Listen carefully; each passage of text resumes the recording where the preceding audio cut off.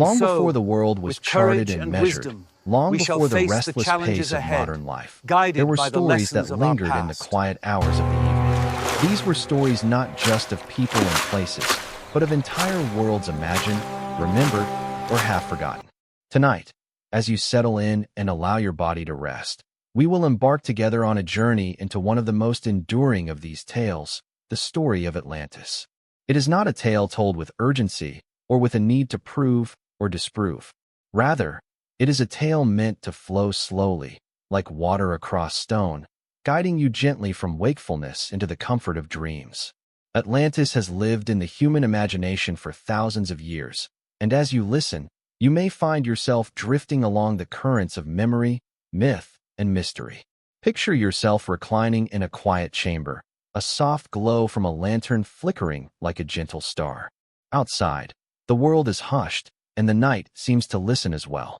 You take a slow breath, and with each exhale, the tension of the day loosens its hold. The story begins not in the sea or in some lost kingdom, but in the simple rhythm of spoken words passed from one generation to another. Imagine ancient voices, calm and deliberate, speaking across centuries. They tell of a magnificent island, a civilization unlike any other, and a fate that has kept people wondering ever since. The magic of Atlantis lies not only in its description, but in its role as a bridge between history and dream. It is a place that may or may not have existed, a place that could be both memory and metaphor. For some, it is a lost chapter of human achievement, swallowed by the sea. For others, it is a parable, a teaching story about pride, power, and the passage of time. And for many, especially those listening at the edge of sleep, Atlantis is a doorway to a quiet realm of imagination, a safe place to wander while the mind rests. As we begin, let your body soften into stillness and allow your thoughts to drift with the cadence of the story. The sea itself is our companion here, a vast, unending expanse that has always held mysteries beneath its surface. When ancient thinkers spoke of Atlantis, they spoke of an island larger than imagination, rich in beauty, order, and wonder. Yet they also spoke of impermanence, of how even the grandest empires are subject to the tides of change. There is something profoundly soothing in that reminder, that nothing is fixed forever, and that every rise is balanced by a gentle fall. Imagine yourself standing on a quiet shore at dusk, the waves curling softly around your feet.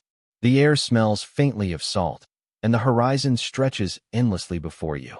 Somewhere beyond that horizon, in the depths of history or the depths of imagination, lies Atlantis. To think of it is to allow your mind to wander across oceans without maps, to sail beyond the familiar into the calm unknown. Just as sleep takes you each night into uncharted territory, so too does this story invite you to let go and simply drift. The purpose of this journey is not to convince you of Atlantis's existence, nor to fill your mind with restless speculation. Instead, it is to provide a gentle rhythm, a steady stream of imagery and reflection that can ease you into tranquility. As the words unfold, they will become like the steady rocking of a ship on calm seas, carrying you from wakefulness toward rest. The tale of Atlantis will serve as the vessel, but you are free to float along its course without needing to arrive anywhere in particular. Let us pause here and notice how the breath rises and falls, as waves do upon the shore. The ancient storytellers may have spoken with voices deep and resonant, but here, the voice is soft, unhurried, and kind. Every word is chosen not for urgency, but for ease. The listener, perhaps much like you, would have closed their eyes and let the story wash over them, feeling safe in the knowledge that the world, for a time, is held gently in place. Atlantis, then, becomes not just a legend but a lullaby, a tale that asks nothing of you except that you listen and allow yourself to rest. As we begin this long journey together, you may notice that certain details shimmer like sunlight on water. They come and go, sometimes clear, sometimes hazy, but always moving with a rhythm that invites relaxation. This is the gift of myths. They allow us to step outside of the strict lines of fact and enter into a space where imagination provides its own comfort. Atlantis offers both the grandeur of kings and temples and the soothing inevitability of waves reclaiming stone. There is no need to hold on to every word. The story is patient. It will continue, gently guiding you deeper, even as your thoughts drift or your eyes grow heavy. Tonight, as you rest, Atlantis will unfold like a dream that belongs to everyone and no one. The great island may rise again in your mind, only to sink once more beneath the tides of sleep. And in that rhythm of appearing and disappearing, you may find the same peace that generations before you found in telling and retelling this legend. So let us set sail now, quietly and without hurry, into the calm waters of memory and myth, where the story of Atlantis awaits. Before we can even imagine the shining walls and grand temples of Atlantis, we must first drift back into a time before maps were drawn, before calendars kept track of years, and before the world was divided neatly into history and myth. It was a time that lives only in whispers, in echoes, and in the faint traces left upon our imagination. Picture a vast and ancient earth, covered by forests untouched, oceans untraveled, and skies filled with uncounted stars. This was a world that humanity looked upon with both wonder and awe, a world that seemed larger than comprehension, and in that vastness, stories began to take root. They were not mere inventions, nor were they records in the way we understand them now, but something in between, truths dressed in metaphor, memories colored with imagination, and lessons woven into the fabric of myth. It is here, in this realm of memory before memory, that the story of Atlantis begins. Not in stone tablets or inscriptions carved for eternity, but in voices passed from teacher to student, from elder to child, across countless years. The earliest people looked out upon the sea, and they saw not only water but mystery. The ocean was both boundary and promise, barrier and invitation. It hid lands beyond the horizon, places that could not be seen but could be imagined. And in the quiet of night, when waves whispered against the shore, it was easy to believe that an entire world lay hidden just beyond sight, waiting for the right dreamer to remember it. This is why myths endure. They are not bound by proof, but by resonance. They echo something deep inside us, something that stirs when we wonder what came before and what might come after. Atlantis, then, is not only a lost city or a drowned island. It is also a reflection of humanity's endless curiosity, our longing for what is hidden, and our need to believe that the world is greater than what we can see. And in this way, the story belongs not only to ancient philosophers or explorers, but to every listener who allows themselves to drift upon its current.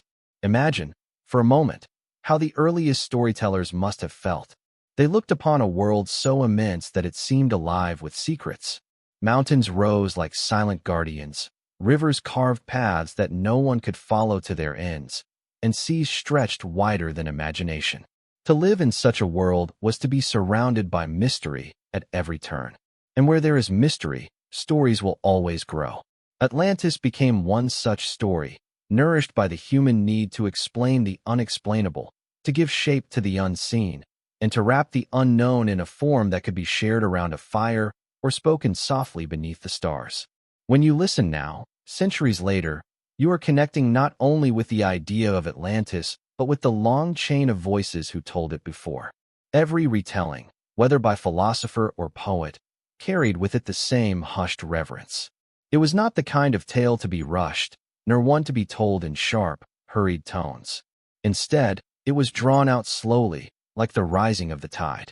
The details unfolded gradually, each description like a wave smoothing the sand, until the listener found themselves transported to another world entirely. Perhaps that is why the legend survived. It was shaped to be remembered, to be dreamed upon, and to linger long after the words had faded. Close your eyes and imagine yourself there, in that timeless space. The night air is cool, the sound of the sea nearby steady and constant. You are seated beside a small fire, the sparks rising like stars into the dark sky. An elder leans forward, their voice low but steady, and they speak of an island far beyond the horizon, a place once radiant with wealth and wisdom. Their words paint pictures that are more than pictures. They are invitations, calling you to wander in your own imagination. The firelight flickers, the sea whispers, and you feel yourself leaning inward, as if the story itself is weight, pulling you gently toward its center. In this way, the story of Atlantis becomes more than history or fiction. It becomes a dream shared across generations. It asks nothing of you except that you listen, that you allow the images to rise and fade like clouds in a summer sky. It does not matter whether Atlantis existed exactly as told. What matters is how the story touches something within you, how it invites you to rest in the possibility of worlds unseen. Myths like these do not live or die by proof. They live because they offer comfort, because they remind us that the universe holds more than we can ever know, and that wonder itself is enough. Think now of the sea again. The ocean is timeless, and its surface shifts endlessly with each breeze, yet beneath it lies an unchanging depth. Myths work in the same way. On the surface, details may change, the size of the island, the shape of the temples, the names of the kings, but beneath all these changes lies the same steady truth. The yearning for something beyond the horizon, something half-remembered and half-dreamed. That yearning is what gives Atlantis its power. It is not simply the tale of a lost civilization. It is the echo of a desire that has lived in humanity since the beginning, the desire to seek, to imagine, and to wonder. So as you listen, allow yourself to drift as the earliest listeners must have drifted, not clinging to facts but floating in images. The story does not demand concentration. It invites relaxation. If details slip past like water through your fingers, that is as it should be. The legend will hold, as the sea holds its waves, and you can let it carry you without effort. Atlantis is not a fixed destination but a journey, and even in this earliest stage, before the city itself appears in words, the journey is already underway. And so we begin to step into the realm of Atlantis, from the world before memory, from the whispers of ancient seas and skies. The story is waiting, calm and unhurried, like a ship ready to depart. The ocean stretches before us, endless and serene, and somewhere in the distance, beyond the horizon of waking thought, lies a shining island. It is not yet revealed, but already, in the rhythm of the waves and the softness of the night, you can sense its presence. The legend calls gently, and the journey continues. Now, as your body settles further into the comfort of evening, let us hear the voice that first brought Atlantis into the world as we know it, the voice of Plato. Imagine the gentle cadence of his words, spoken not to rush or overwhelm, but to guide and inspire thought. He lived more than 2,000 years ago, in a world filled with philosophers and dreamers, a world where dialogue and reflection were the quiet art of the day. Plato wrote of Atlantis in two works, the Timaeus and the Critias, and it is through these dialogues that the story survives.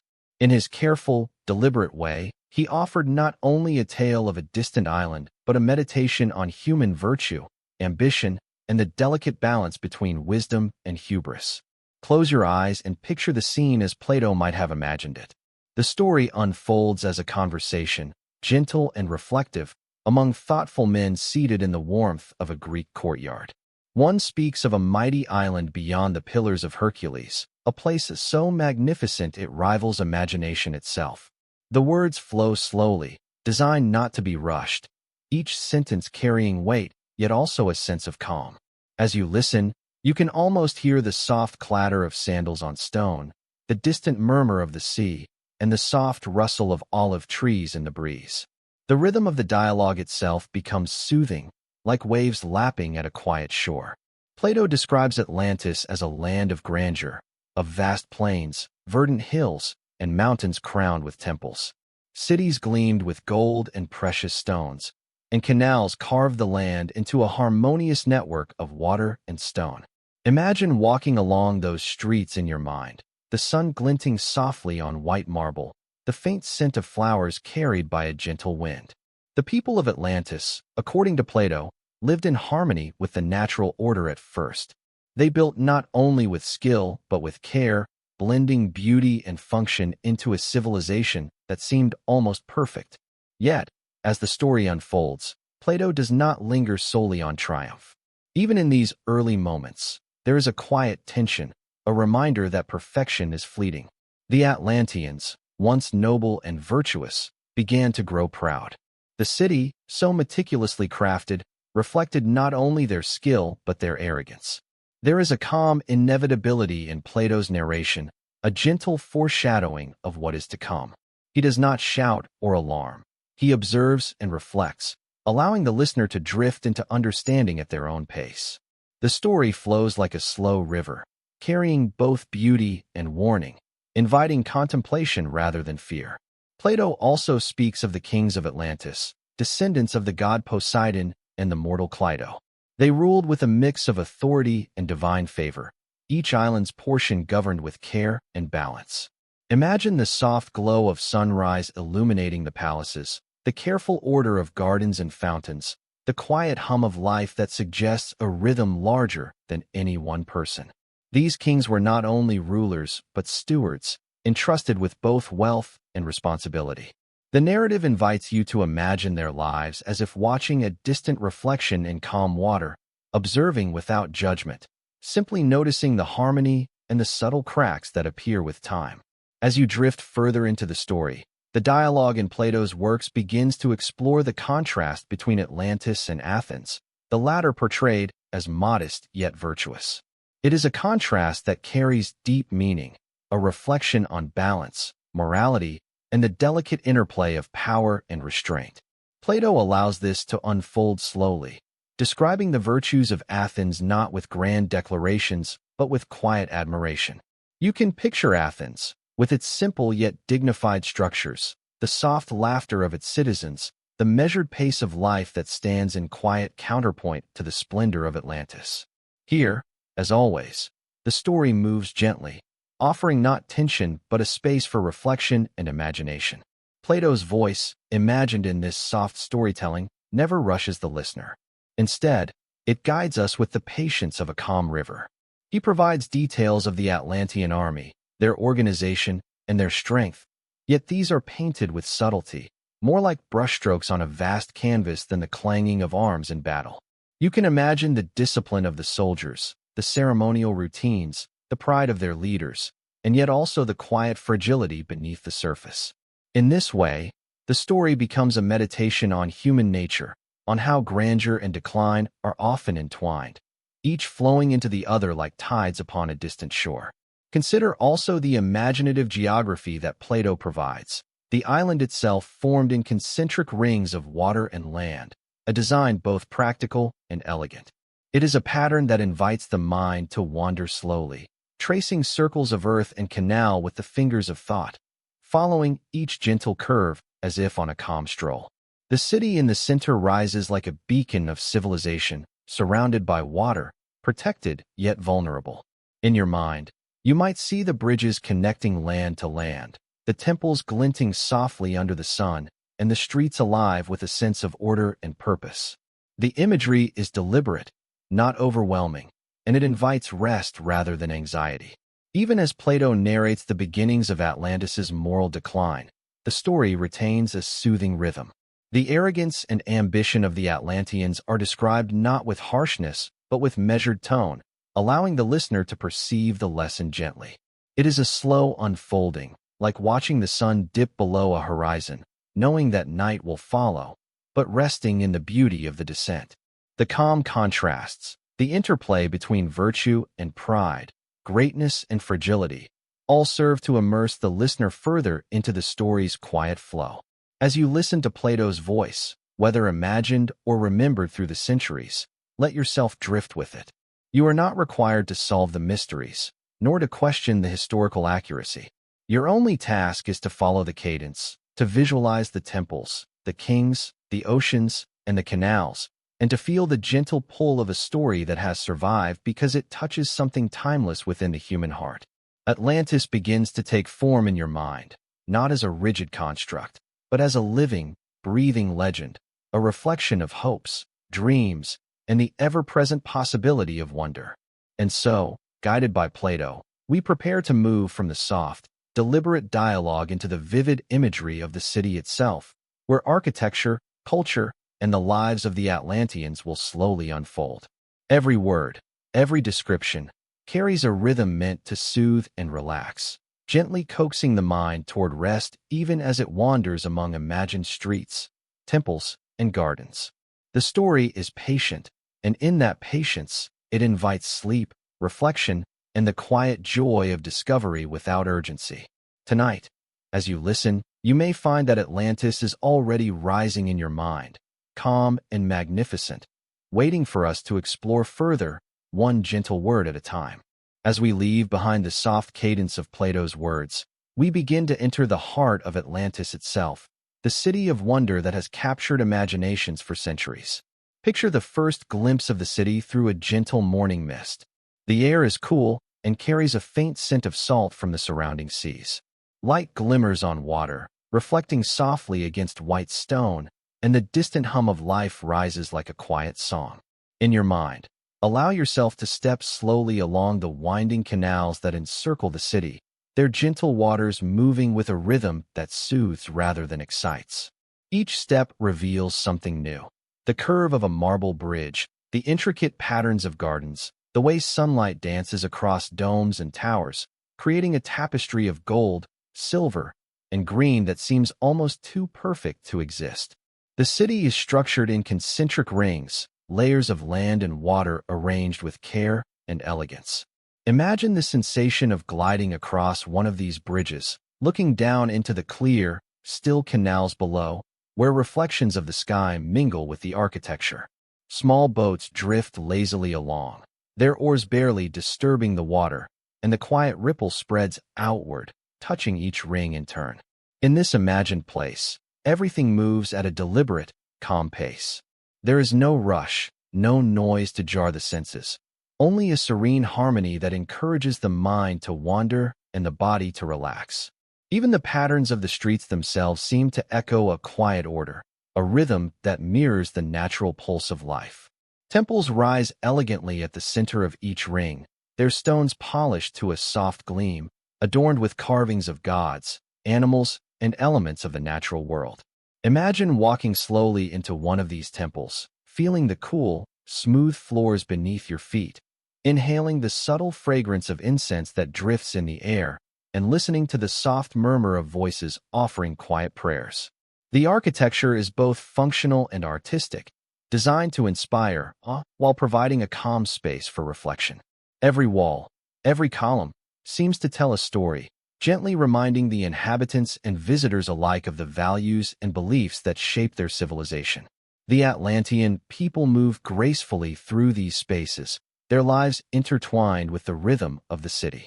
They tend to gardens that bloom with exotic flowers, fruits, and trees, each carefully arranged to create harmony between nature and human design. Imagine seeing a soft breeze ripple through a grove of trees, the leaves rustling lightly, the sunlight filtering through in dappled patterns. Children laugh quietly as they play along the edges of the canals, their voices like music blending with the soft gurgle of water. Adults move with calm purpose, attending to their crafts, teaching their young, or meditating in the serene courtyards. Life in Atlantis, at least in this imagined moment, is a balance of beauty, order, and gentle activity. Bridges connect the rings, not only of stone and wood but also in spirit, allowing people and ideas to flow freely across the city. Imagine standing on one of these bridges at sunset, feeling the warmth of the sun on your skin and the soft spray of canal water as it laps against the foundations. Below, fish move in slow, deliberate patterns, glinting in the last light of day. The distant hum of daily life is softened by the gentle echo of architecture, water, and wind. You notice how even the smallest details are designed to be harmonious. The color of tiles, the curve of staircases, the balance between open space and enclosed rooms. There is a meditative rhythm here, a reminder that even amidst civilization's grandeur, serenity can be found in careful observation and thoughtful design. Imagine now the marketplaces of Atlantis, not crowded and chaotic, but quiet and inviting. Merchants display fabrics, pottery, and tools with an elegance that pleases the eye, their movements unhurried. There is a gentle murmur of conversation, a soft exchange of ideas, and the occasional laughter of friends meeting after a long day. The city's abundance is evident, yet it is presented in a way that does not overwhelm. It is as though the people of Atlantis have learned the art of balance, carrying both wealth and wisdom without letting either disturb the calm flow of life. The marketplace becomes a microcosm of the city itself, a space where human activity is harmonized with the rhythm of nature and architecture. At the very heart of Atlantis, the Grand Palace rises, a beacon of light and thought. Its walls are etched with stories, murals that depict history, legend, and the lives of kings and citizens alike. Imagine entering the palace quietly, moving through halls lined with soft tapestries that absorb sound and create a cocoon of calm. Courtyards bloom with fragrant plants, fountains flow with water that sings in quiet harmonies, and the soft light filters through high windows, casting patterns that shift as the sun moves across the sky. Within these walls, rulers meet, not in haste or confrontation, but in reflection and deliberation, guided by a vision of harmony and order. Even the canals themselves are alive, carrying more than water. They carry the essence of the city's calm, a gentle, continuous flow that reflects both the sun above and the values held below.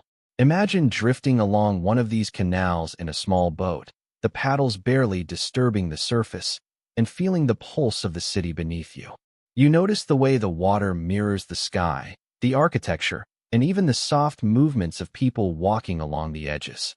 There is a rhythm here that is almost musical, a soothing repetition that calms the mind and invites relaxation.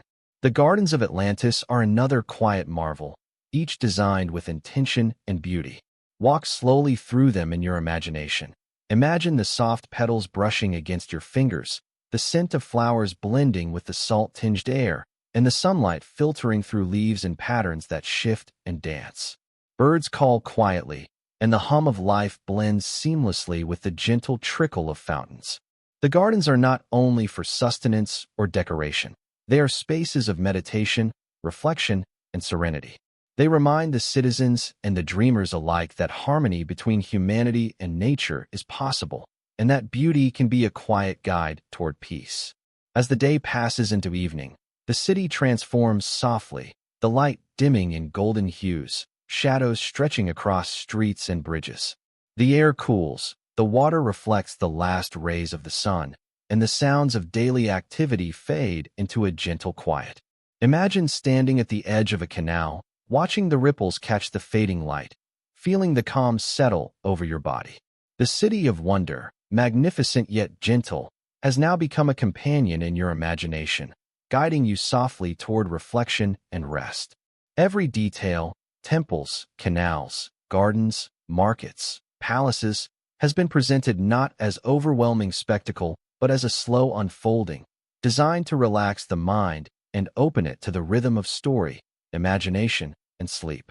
And so, in this imagined city of Atlantis, you are free to wander without urgency. You may follow the bridges, drift along the canals, rest in the courtyards, or simply sit in quiet observation. The city exists for you to explore at the pace of your own breath, each scene unfolding slowly like the gentle turn of a tide. Here, amidst marble, water, and gardens, the story of Atlantis embraces both wonder and tranquility, a place where imagination and serenity converge.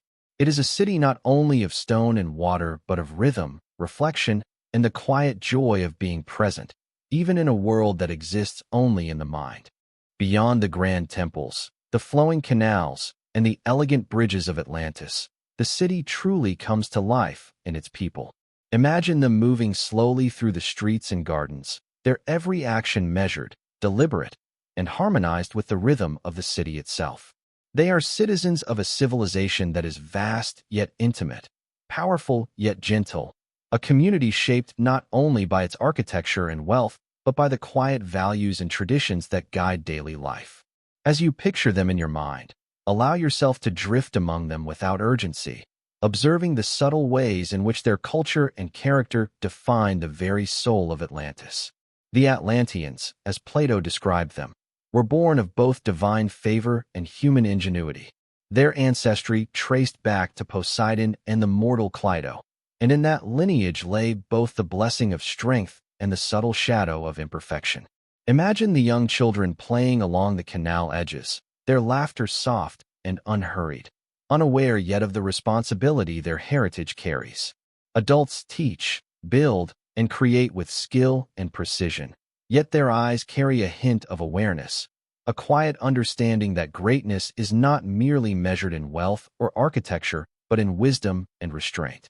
There is a rhythm to their lives, one that blends labor, learning, and leisure in a manner that feels both natural and comforting. As you wander through this imagined city, notice the diversity of their occupations and pursuits. Artisans craft with care, shaping metal, stone, and clay into objects of both utility and beauty. Farmers tend carefully to gardens that feed the city, their hands moving gently among leaves and soil, blending skill with reverence for the earth. Teachers and philosophers walk slowly through courtyards, sharing ideas with attentive students, their voices soft and calm, offering lessons not in haste but in measured reflection. Each person contributes to the community not out of coercion, but from a shared sense of purpose, a desire to maintain balance between individual effort and collective harmony. The society of Atlantis, at least in the beginnings Plato describes, is marked by virtue and order. Imagine the quiet pride in the eyes of citizens as they complete their work, not seeking accolades, but simply recognizing the beauty in effort well made. This sense of duty and grace is palpable, a gentle undercurrent that carries through every street, every garden, every temple courtyard. Even as they enjoy the richness of their surroundings, they are mindful of restraint, understanding that indulgence without moderation can disrupt the delicate rhythm that sustains the city. There is a calm wisdom in this, an understanding that power and prosperity are best held lightly, as one might cradle water in their hands, careful not to let it slip away. Yet, Plato's narrative does not shy away from subtle contrasts. Even as the Atlanteans embody skill, discipline, and grace, there is the quiet suggestion of human vulnerability, of pride and ambition that may one day grow too great. Imagine a conversation among citizens, gentle in tone but laced with a soft undercurrent of caution, warning against arrogance and excess. There is no harshness here, only observation and reflection. And as you imagine these interactions, you can feel the tension of balance, the interplay of virtue and imperfection that makes the society of Atlantis both relatable and mesmerizing. It is a city alive with quiet energy, not in the sense of noise or chaos, but in the measured, purposeful actions of its people, a harmony that invites the mind to relax and follow the flow. The Atlantean culture is also steeped in ritual and tradition, each ceremony performed with deliberate care, each celebration a reflection of their values. Imagine a festival held in one of the central courtyards, soft music floating through the air, the gentle clatter of footsteps on stone, the quiet murmur of conversation, and the occasional burst of laughter or song. There is no rush, no urgency, only a sense of continuity and belonging. The Atlanteans honor their ancestors, their gods, and each other, creating a rhythm of life that is both sacred and familiar, a rhythm that you, as a listener, can absorb like the ebb and flow of a calm tide. As we drift further into this imagined world, consider the education and wisdom of the Atlanteans. Knowledge is shared slowly and deliberately, not as a competition but as a gift, a passing of insight from one generation to the next. Children learn about the stars, the seas, and the art of observation, understanding that their place in the city is part of a much larger pattern.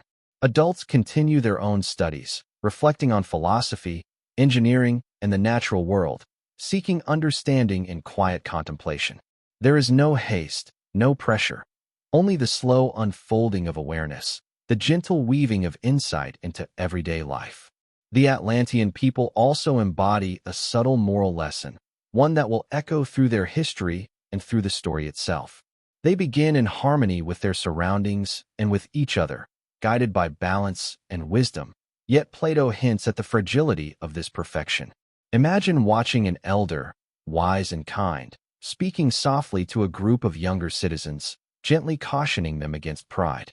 There is a soft tension in the air, a quiet reminder that even the noblest societies can drift from virtue if they are not mindful. And as you hear this advice, allow it to settle in your imagination, not as fear or urgency, but as a meditation on human nature, growth, and the passage of time. In your mind, wander through the homes, gardens, and workshops of the Atlanteans. Notice the care with which each space is arranged, the way light falls upon walls, the gentle movement of air through open windows and archways.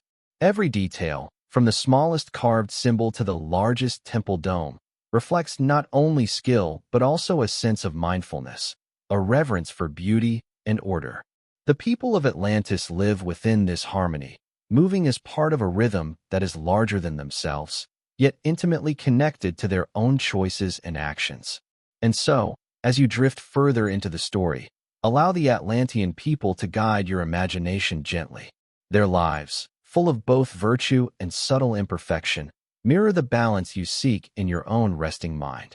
Watch them, walk among them, and notice the quiet lessons woven into their routines, their laughter, and their contemplative moments. Atlantis is alive not only in stone, water, and architecture, but in the hearts and minds of its people. And it is through this living rhythm that the city becomes more than a legend. It becomes a companion for reflection, imagination, and restful calm.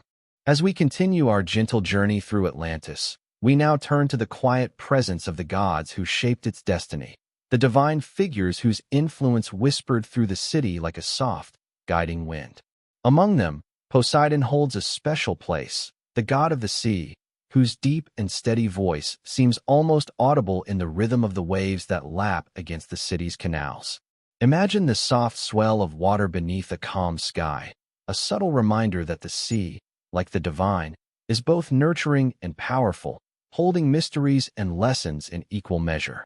Poseidon's connection to Atlantis is not only through mythology, but through lineage, for his love for the mortal Cleito brought forth the first kings, a blending of the celestial and the human, strength tempered by choice, and power tempered by responsibility. Picture Cleito herself, a figure of quiet dignity and serene grace, standing on the central hill of the island. Her presence is not overwhelming. It is calm, gentle, and full of quiet authority. Around her, the children of Poseidon grow under her guidance, each destined to govern a portion of the island, their lives shaped by both divine blessing and human upbringing. In this gentle narrative, there is no urgency, only the slow unfolding of order, each child learning responsibility, respect, and the careful balance between power and humility. Imagine watching them as they grow, the soft sunlight illuminating their movements, the whisper of wind through trees accompanying their lessons, and the distant sound of water completing the peaceful soundscape. The Atlantean kings, born of this union of god and mortal, are entrusted with great responsibility. Each governs a portion of the island, a careful division that ensures harmony among the people and the land itself. Imagine the quiet deliberation with which each king walks through his domain, observing gardens, canals, temples, and citizens with care and attention. These rulers are taught not only to lead but to listen, to consider the needs of their people, and to respect the intricate balance of their world. Their connection to the divine is a constant presence, a reminder that authority is paired with stewardship, and that every choice ripples outward, touching both the natural world and the lives of those who dwell within it. The story of Atlantis, as told by Plato, places a subtle emphasis on this balance between divine influence and human action. The gods provide guidance, protection, and the gift of strength, but the ultimate responsibility rests with the people themselves. Imagine a council of kings gathered in a quiet courtyard, discussing matters of governance in soft tones, their decisions influenced by both wisdom and reverence for the unseen. The mood is calm, reflective, and deliberate, an atmosphere designed not to impress or intimidate, but to cultivate thoughtful action. You can almost hear the gentle rustle of garments, the soft clinking of sandals on stone, and the distant murmur of water flowing through the city, creating a sense of quiet continuity and reassurance. Poseidon, in his divine patience, watches over the island, guiding without dictating, influencing without controlling. Imagine standing on a cliff overlooking the city, the god's presence felt in the rhythm of the waves, the pattern of wind through the trees, and the gentle sway of the canals. The relationship between the divine and human here is not one of fear or coercion, but of harmony and guidance. The people of Atlantis, especially their rulers, are aware of this presence and learn to live in accord with it, finding strength in both their own choices and the wisdom imparted by the divine. As the children of Poseidon mature, they inherit not only authority but also lessons in morality, justice, and care for their people. Each king's portion of the island is a microcosm of the larger whole, a living classroom where ideals of balance, compassion, and foresight are tested gently through daily life. Imagine walking through one of these territories, observing citizens engaged in calm labor, families moving quietly through gardens, and teachers imparting knowledge under the soft light of the sun. Each action, each gesture, carries a subtle weight, a reflection of the divine guidance that courses through the city. Yet, even as they strive for harmony, the narrative hints at the delicate fragility of perfection, a whisper that reminds us that even under divine blessing, human choices shape the fate of a civilization. The gods of Atlantis are not distant or harsh, but quiet participants in the rhythm of life. Their presence is felt in the soft glow of sunlight on water, the gentle sway of trees in the breeze, and the subtle order that permeates city and culture. They are both symbols and guardians, their influence woven into every facet of daily life, reminding citizens to act with care, humility, and mindfulness. Imagine the calm strength that arises from such guidance, a sense of assurance that one is part of a larger whole, connected to forces both visible and unseen, shaping a life that is rich in both beauty and purpose. Rituals, ceremonies, and offerings are gentle expressions of this divine connection. Picture an evening in one of the central temples, lanterns casting a soft, warm light over the polished floors. Citizens and kings alike gather not in haste, but in quiet reflection, offering thanks, observing traditions, and maintaining a connection with the divine presence that shapes their world. The mood is serene, meditative, and deeply calming, a reminder that even great power and grandeur can coexist with quiet reverence. The rhythm of these ceremonies mirrors the rhythm of life in Atlantis, steady and unhurried, designed to foster both community and personal reflection. Through these divine interactions, we can imagine how the city of Atlantis maintained its early harmony. Gods and humans exist in a delicate dance, each influencing the other in ways that are subtle, persistent, and meaningful. There is a lesson here for the listener as well, that strength and guidance, whether divine or human, are most effective when paired with mindfulness, care, and awareness of the larger rhythm of life. As you visualize this, the soft cadence of the story carries a calming effect, inviting your mind to rest, your imagination to wander, and your body to relax and sync with the quiet ebb and flow of the narrative. And so, in the gentle glow of imagined temples, the soft rustle of trees, and the slow movement of the people through their city, the divine presence of Poseidon and the lessons of Clydo shape the early life of Atlantis. Each action, each decision, each moment of quiet reflection is infused with calm and intention, creating a city that thrives not only in its grandeur, but in its mindful coexistence with the forces greater than itself.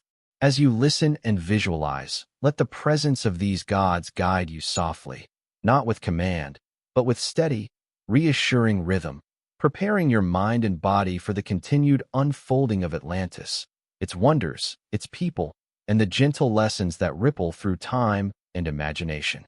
As the gentle rhythm of Atlantis carries us further into its story, we begin to notice a contrast, a soft tension between this magnificent island and another city known for its quiet strength and virtue, Athens.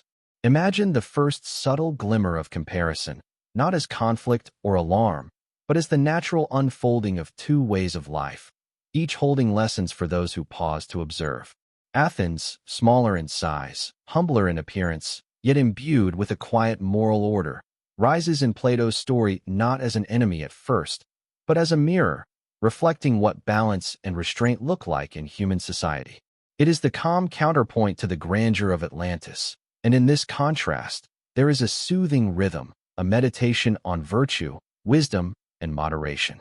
Visualize the streets of Athens, narrower, simpler, but alive with purpose.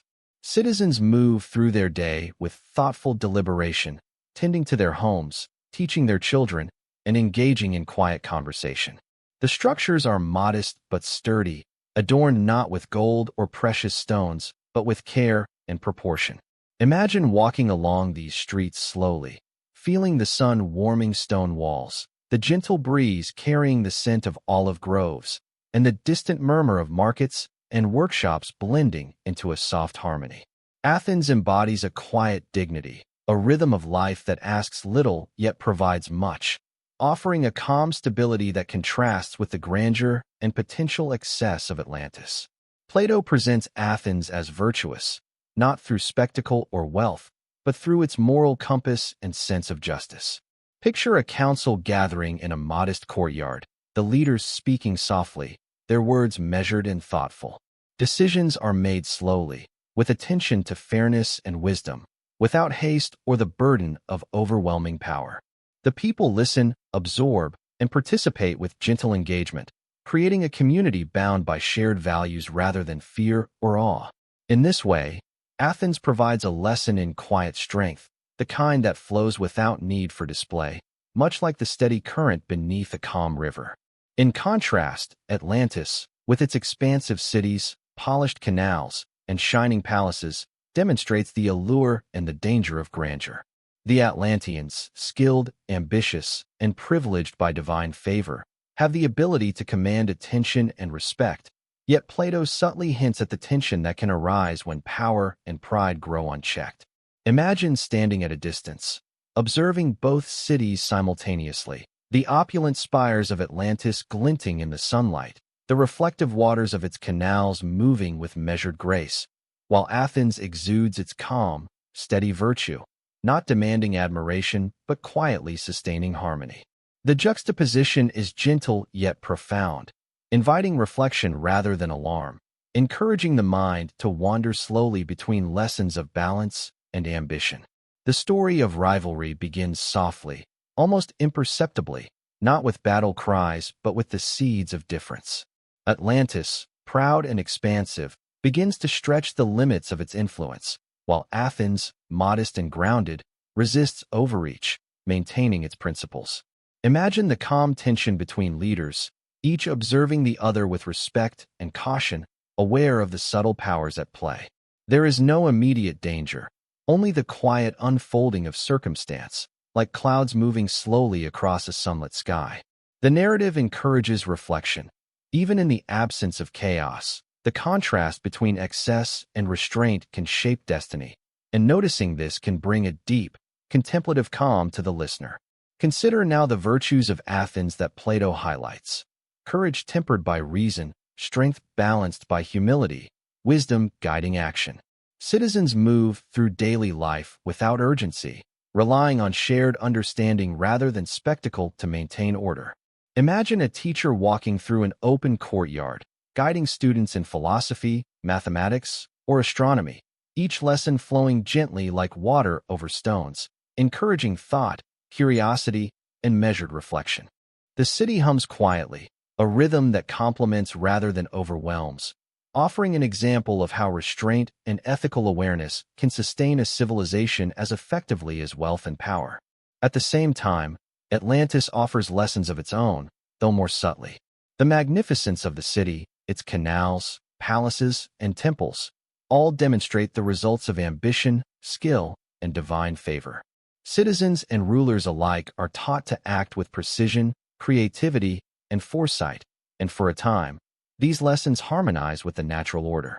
Imagine walking through a bustling Atlantean workshop or courtyard, observing artisans at work, teachers instructing pupils, and leaders making decisions.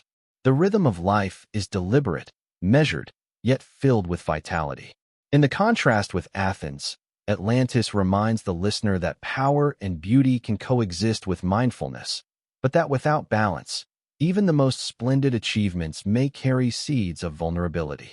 The rivalry, in Plato's calm narrative, is not immediate confrontation but a gentle unfolding of circumstance. The tension between ambition and virtue, between grandeur and moderation, creates a reflective space for the listener, a chance to observe and absorb lessons about human nature, society, and the delicate balance that sustains both. Imagine sitting quietly in an imagined amphitheater or courtyard, absorbing these contrasts like sunlight filtering through leaves, feeling the rhythm of each city's life settle into your mind. The story is not alarming. It is contemplative, inviting the imagination to drift slowly between images of power and restraint, observation and reflection. Even in this rivalry, there is a subtle beauty. The differences between the cities illuminate what each offers to human understanding. Athens teaches the quiet satisfaction of virtue, restraint, and moral fortitude, while Atlantis demonstrates the potential and peril of ambition, innovation, and splendor. Imagine tracing the paths of citizens in both cities, seeing the subtle choices and interactions that shape their lives, and noticing the gentle lessons embedded in their daily routines. The narrative carries a soothing cadence, allowing the mind to wander, absorb, and integrate without strain, encouraging relaxation as well as reflection. As night falls on both cities, the rhythm of life slows. In Athens, the streets grow quiet, lanterns casting soft pools of light, the gentle murmur of conversation fading to whispers.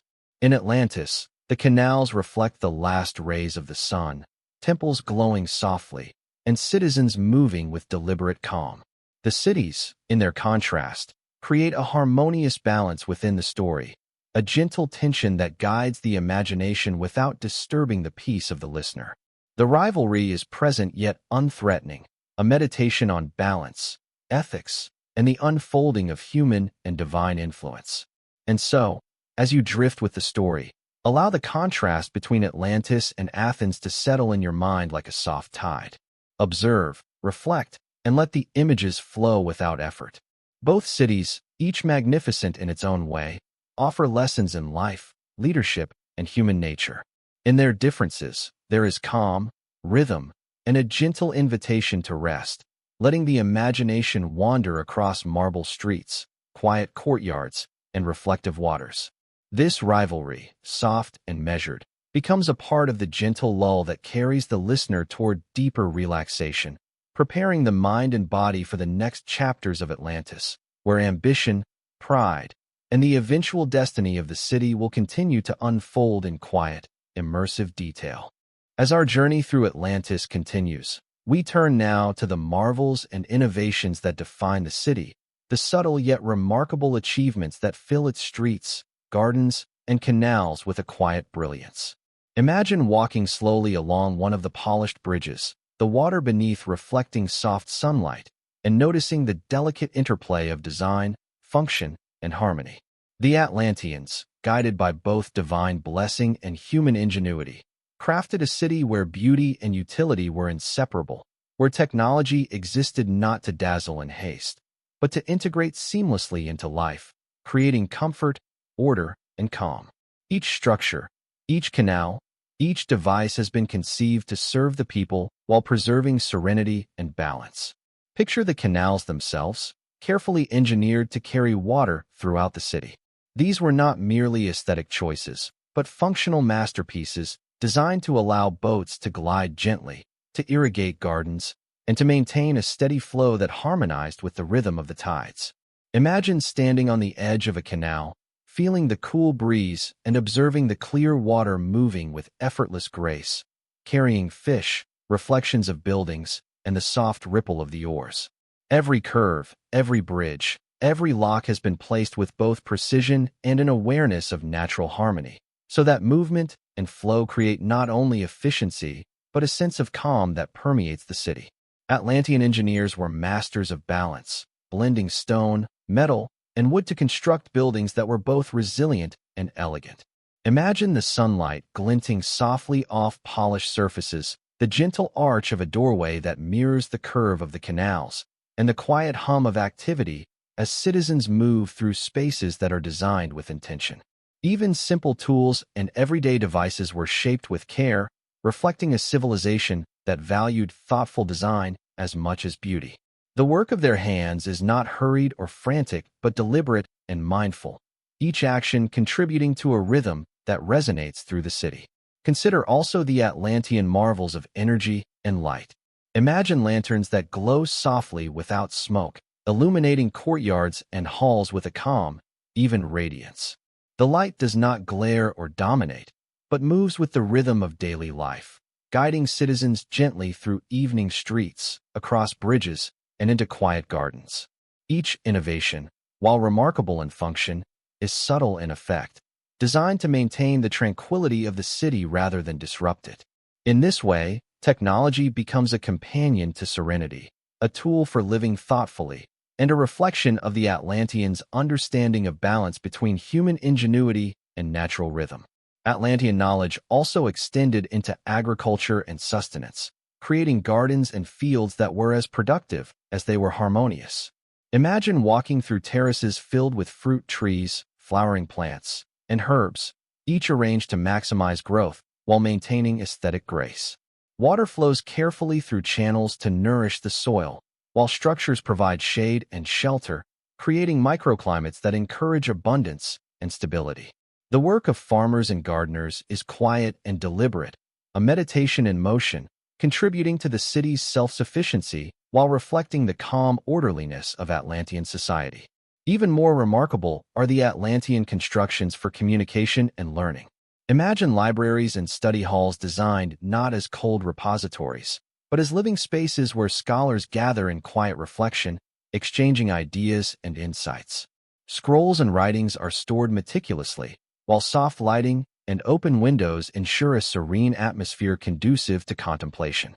Citizens can move through these spaces at their own pace, absorbing knowledge gently and without haste. Here, learning is a rhythm, a steady flow of understanding, not a race or a competition. Each detail, from the height of a bookshelf to the placement of a table, has been considered to enhance calm focus and intellectual growth. The city's defenses, too, are marvels of thoughtful engineering rather than instruments of fear. Walls, towers, and fortifications are integrated into the landscape, designed to protect without dominating, to secure without imposing anxiety. Imagine walking along these structures, feeling the smooth stone beneath your fingertips, observing how they follow the contours of the land, blending naturally with hills, canals, and gardens. The design reflects foresight and prudence, yet maintains a sense of calm elegance, reassuring rather than intimidating those who live within the city's embrace. Atlantean technology is not limited to practical matters. It extends into the arts as well. Imagine fountains that flow with gentle patterns, their water catching light in quiet dance.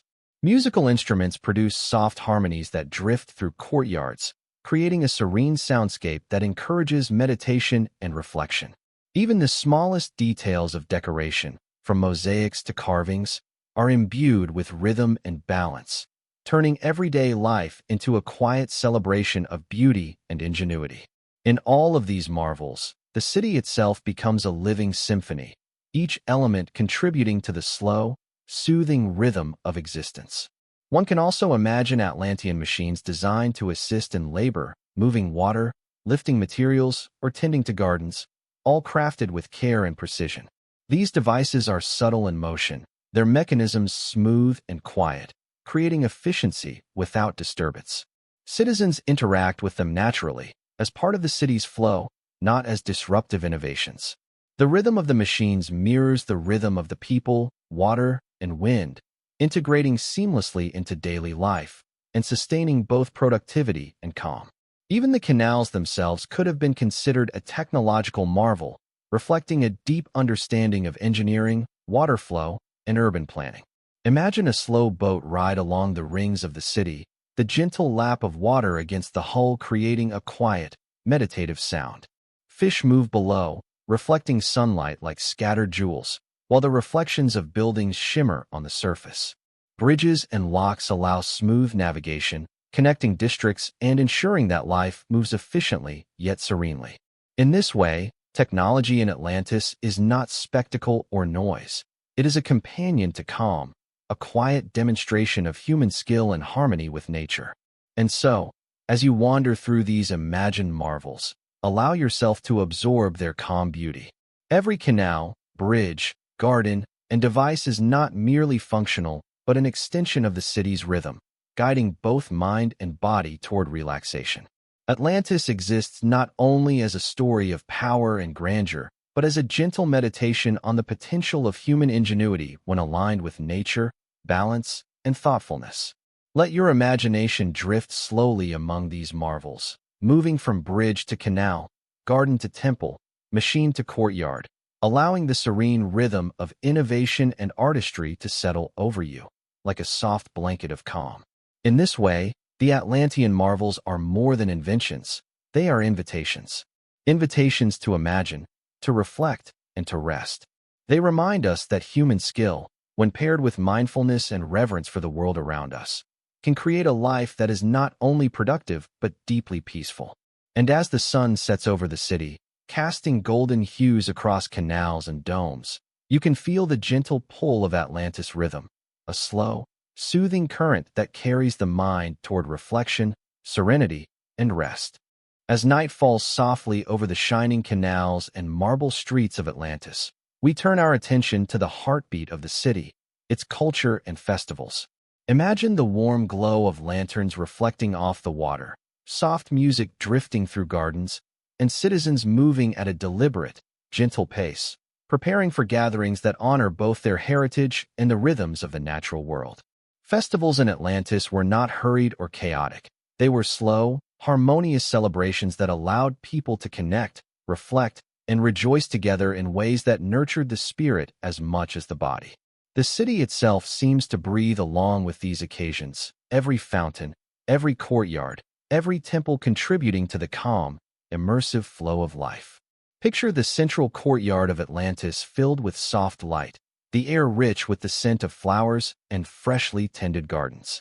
Families gather together, children laughing quietly as they chase one another along the polished stones, elders walking slowly among them, sharing gentle stories of past generations. Musicians play instruments whose notes ripple like water across the courtyards, and dancers move with measured elegance, their movements reflecting the harmony that guides every aspect of Atlantean life. The festivals are a reflection of balance, joy tempered with serenity, celebration paired with reflection, and communal delight unfolding without haste. In these cultural gatherings, the Atlanteans honor their gods, their ancestors, and the natural order that sustains their world. Imagine soft, flickering torches illuminating statues of Poseidon and Cleito, the gentle murmur of prayers blending seamlessly with music, laughter, and the soft movement of garments along stone floors. Offerings are presented not as acts of obligation but as meditative acknowledgments, gestures that recognize the invisible threads connecting citizens to divine guidance and to one another. Each act, each movement, flows in harmony with the larger rhythm of life in the city, reinforcing both community and inner peace. The festivals also showcase the artistic brilliance of the Atlanteans, from intricate mosaics and sculptures to performances of music and dance. Imagine walking slowly through a gallery or courtyard where visual art tells stories of history, mythology, and moral lessons, each piece carefully crafted to engage the eye without overwhelming the mind. Music follows a similar principle, soft and flowing, its rhythms designed to soothe and captivate simultaneously. Dancers, gliding in slow, deliberate patterns, echo the movement of water and wind, making the city itself part of a living performance. This art is not merely decorative, it is meditative, a gentle reminder that creativity and reflection can exist in perfect balance. Even the preparation for festivals is an exercise in calm intention. Citizens move through marketplaces selecting fruits, flowers, and fabrics, artisans crafting decorations, and cooks arranging meals with deliberate care. Nothing is rushed. Every task is performed with mindfulness, creating a sense of anticipation that is serene rather than frenzied. Imagine observing these preparations, noticing the rhythm of hands at work, the soft murmur of conversation, and the quiet satisfaction of contributing to something larger than oneself. The very act of preparation becomes part of the festival itself, a meditation in motion that flows seamlessly into the celebrations. During the festivals, storytelling plays a central role. Imagine elders speaking in calm, measured tones about the history of Atlantis, recounting the deeds of kings, the origins of the city, and the lessons learned from both virtue and folly. Children listen attentively, their minds absorbing stories slowly, while adults reflect quietly on the meaning woven into each narrative. The pace is unhurried, allowing imagination and contemplation to unfold naturally. In this way, storytelling becomes a bridge across generations, a gentle current carrying wisdom, wonder, and cultural values throughout the city. Food and feasting, too, are part of these celebrations, though not in excess. Picture tables arranged in quiet elegance, dishes carefully prepared with fresh ingredients from gardens and farms, each item reflecting both abundance and restraint. Families and friends share meals slowly, savoring flavors, conversation, and the presence of one another. There is no rush, no clamor for attention, only the soft rhythm of eating, talking, and resting in the warmth of company. In this way, even the act of nourishment becomes meditative, reinforcing the harmony and balance that permeates all aspects of Atlantean life. The festivals also serve as a gentle reminder of the city's moral and social values. Through rituals, performances, and shared activities, citizens reflect on virtue, humility, and responsibility. Imagine a scene in which young leaders practice the soft art of decision-making through games or simulations, guided by elders whose advice is measured and calm. These lessons, woven into celebration, are never harsh or demanding.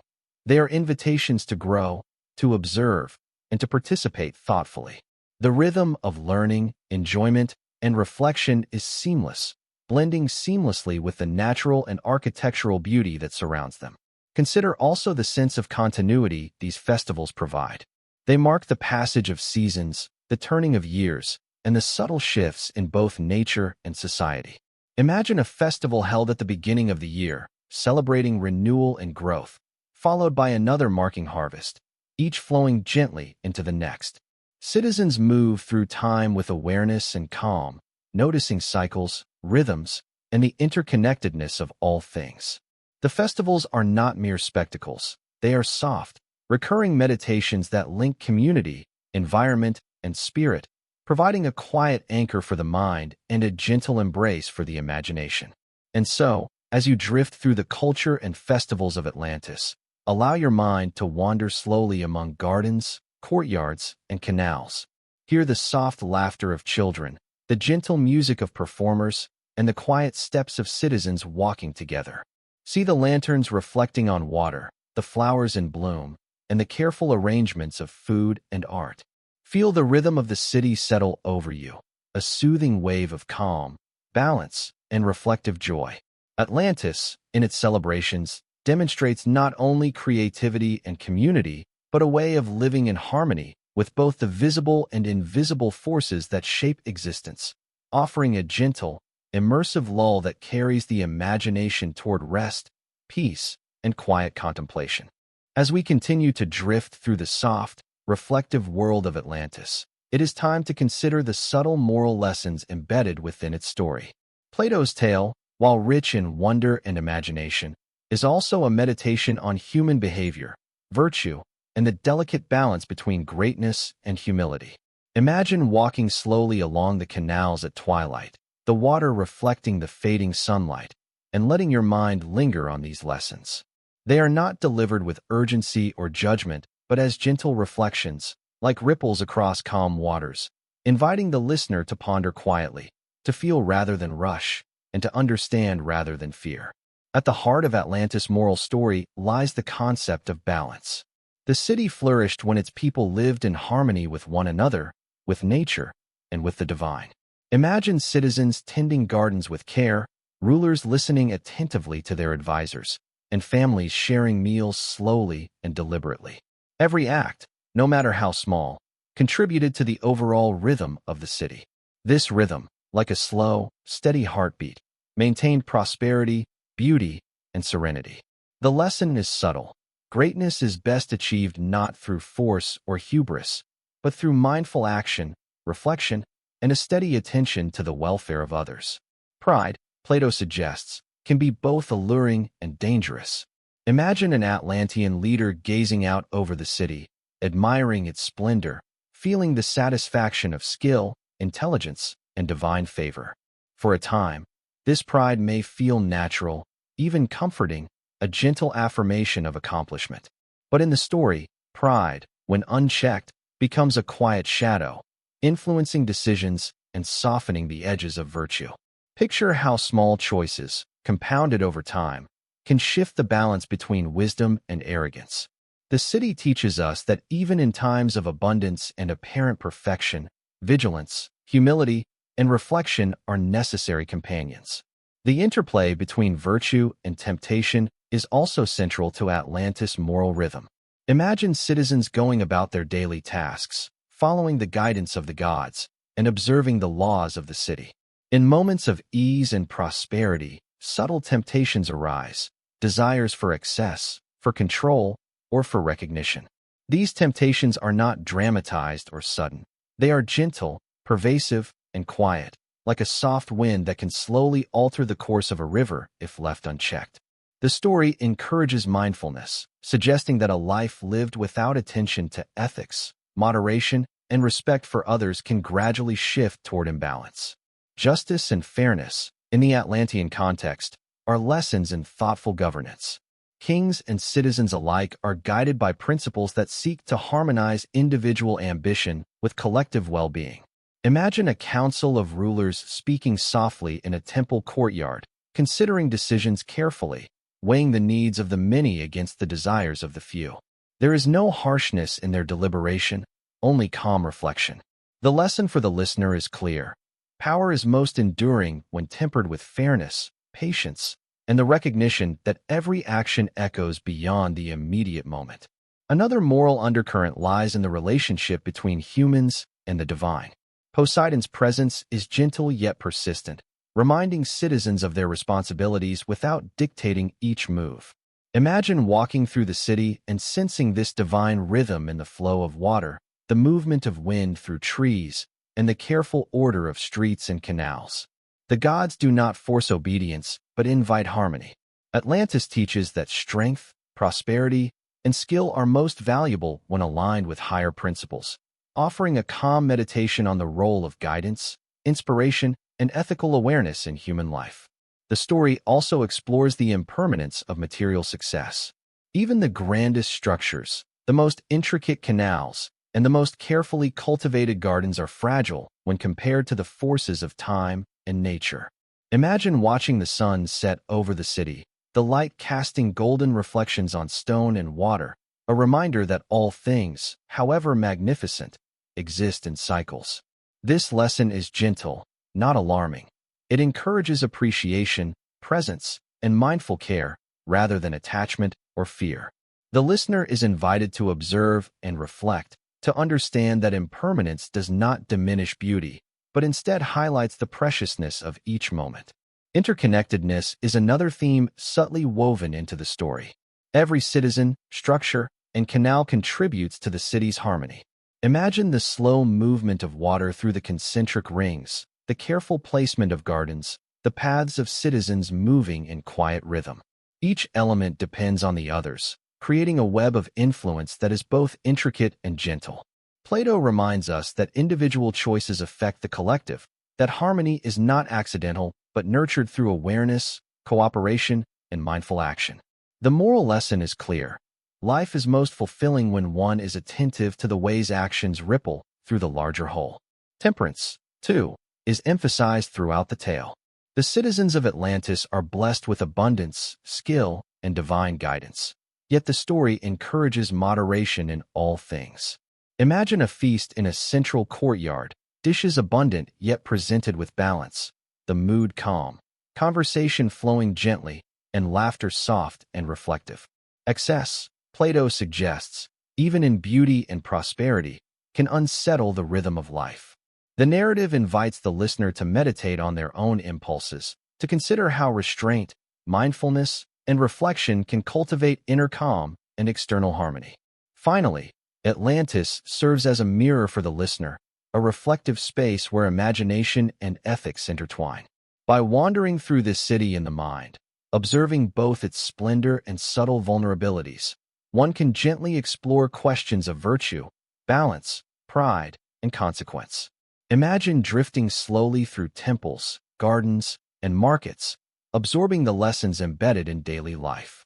The city teaches without force, guiding through observation and reflection, its rhythm slow, steady, and soothing. The moral essence of Atlantis becomes part of the listener's inner landscape, a gentle companion for thought, imagination, and the gradual easing of the mind toward rest. And so, as you imagine the canals reflecting the moonlight, the temples standing in serene grandeur, and citizens moving in quiet harmony, allow the moral lessons of Atlantis to settle softly in your mind. Pride and humility, abundance and moderation, justice and responsibility, impermanence and interconnectedness, all flow together like the gentle currents of the city's waterways. The story invites reflection, meditation, and calm, providing a soothing backdrop for imagination, rest, and contemplation. Atlantis is not merely a city of stone and legend. It is a living guide for ethical thought, a rhythm of wisdom and reflection that carries the mind toward gentle rest, understanding, and inner peace. As we move further into the story of Atlantis, there comes a gentle shift in the rhythm of the city, a soft undercurrent of change that marks the beginning of its decline. Imagine the sun rising over the polished canals and marble streets, a quiet morning that seems much like any other, yet carries a subtle shift in the air. Citizens move through their routines with the same deliberate grace, yet beneath the calm surface, small choices and growing desires begin to alter the city's harmony. Plato describes this decline not as sudden catastrophe, but as a gradual departure from the balance and virtue that once defined the island, a subtle unraveling that offers both reflection and meditation for the listener. The seeds of decline are often imperceptible at first. Imagine a ruler pausing longer at the reflection of his palace in the still waters, feeling pride swell quietly within him. There is nothing abrupt, nothing dramatic, only the gentle allure of admiration and self-regard that softens careful judgment. Citizens, too, may begin to favor ease over discipline, comfort over responsibility, and indulgence over moderation. These small shifts are like ripples across a calm pond, each one seemingly minor, yet collectively moving the city away from the harmony that once defined it. In this slow, deliberate storytelling, the listener can reflect on how subtle changes, when unnoticed, gradually influence the course of life, society, and personal growth. As pride and ambition grow, the rhythm of daily life begins to change. Imagine workshops that once hummed with quiet purpose now filled with louder chatter, markets that moved with measured calm now bustling with hurried activity, and gardens that were tended with care now receiving only intermittent attention. There is still beauty and order, yet the soft balance that allowed every citizen to move in harmony begins to tilt. The narrative invites observation rather than alarm, encouraging the mind to drift among these changes gently, noticing patterns and consequences without tension or stress. In this way, the decline of Atlantis is both a story and a meditation, offering insight into the delicate equilibrium of life. The moral lessons embedded in the city's decline are subtle and profound. As citizens and rulers begin to prioritize pride, power, and indulgence, the story reflects on the consequences of straying from virtue. Imagine a council of kings, once thoughtful and deliberate, now swayed by self-interest, debating decisions with less care and increasing urgency. The pace of governance subtly shifts, reflecting a growing disconnect between authority and collective harmony. Yet, even in this tension, the storytelling remains calm, presenting the unraveling not as a disaster, but as a natural progression, a gentle cautionary tale that allows the listener to observe, reflect, and understand. Economic and technological advancements, which once harmonized with human and divine rhythm, now become markers of excess.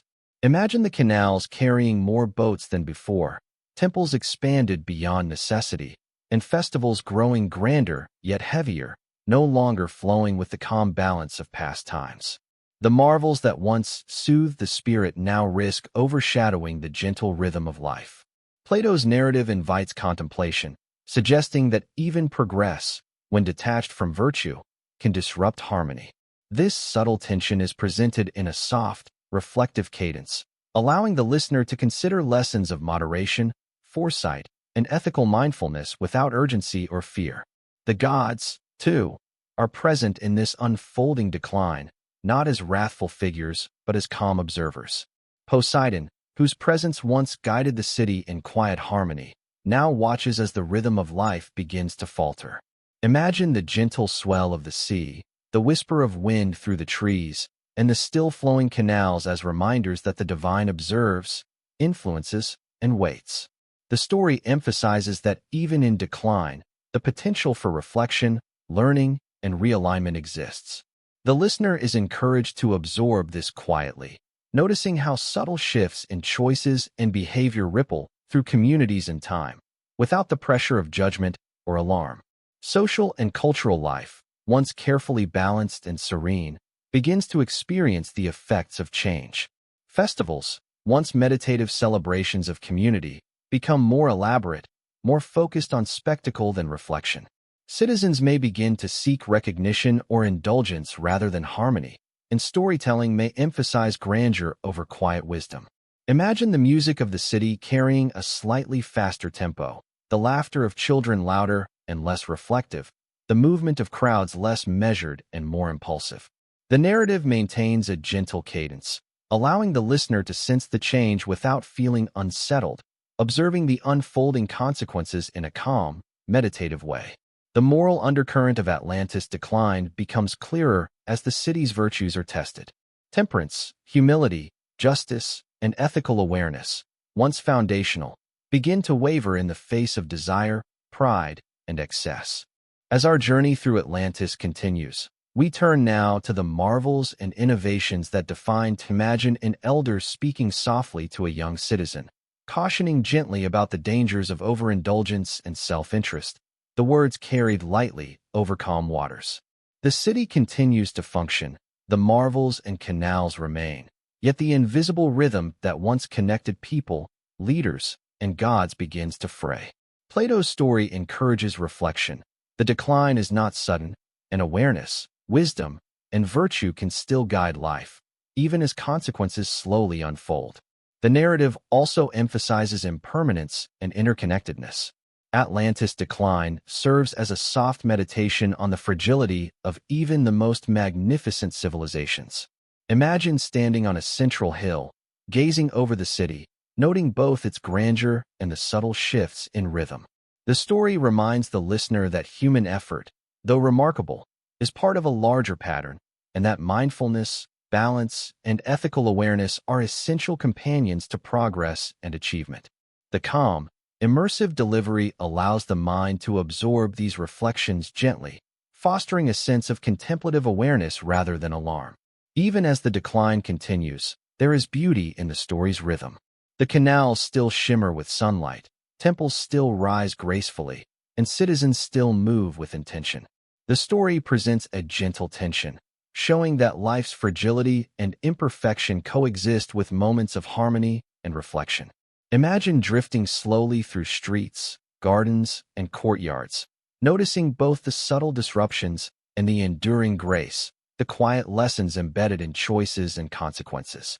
This balance of observation invites relaxation, meditation, and reflection, making the story of Atlantis' decline a soothing, immersive experience. Finally, the city's decline prepares the listener for the next stages of its tale.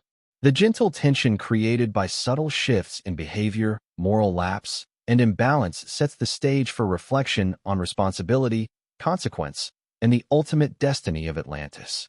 Imagine walking along the canals at twilight, the water reflecting a soft glow, and feeling the rhythm of the city's shift, not abruptly, but gradually, inviting the mind to wander, contemplate, and absorb.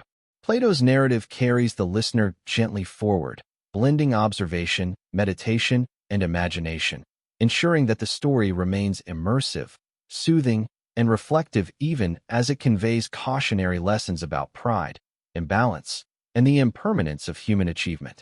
And so, as night deepens over Atlantis, allow yourself to drift slowly among its streets, canals, and gardens, observing both the enduring beauty and the quiet signs of change.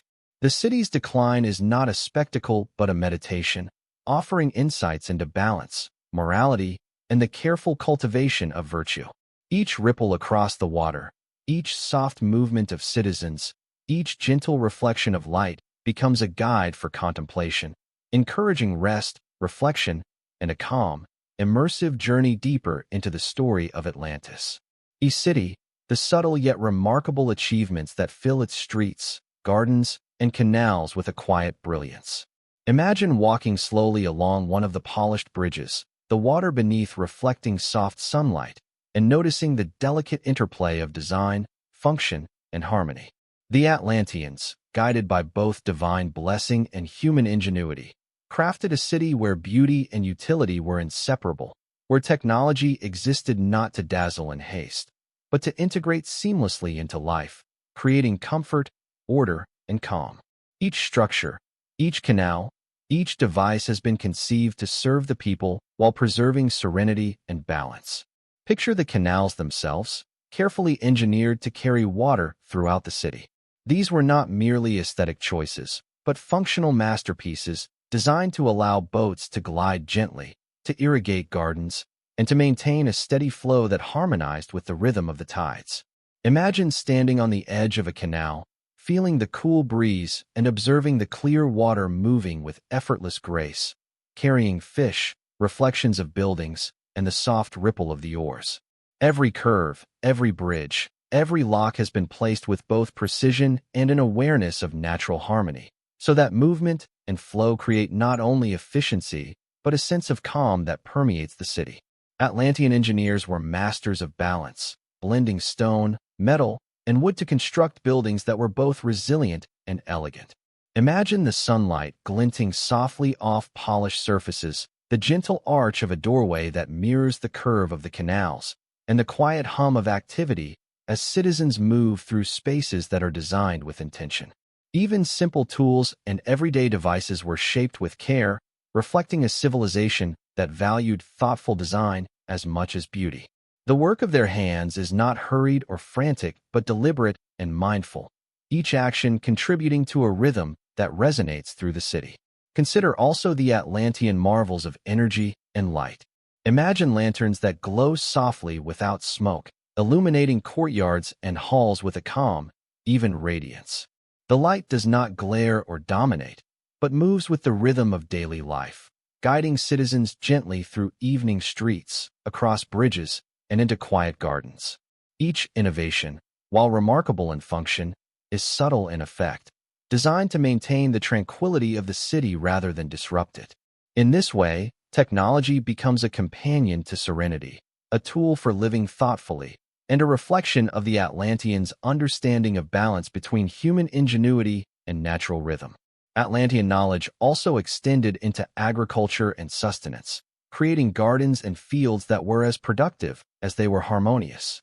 Imagine walking through terraces filled with fruit trees, flowering plants, and herbs, each arranged to maximize growth while maintaining aesthetic grace.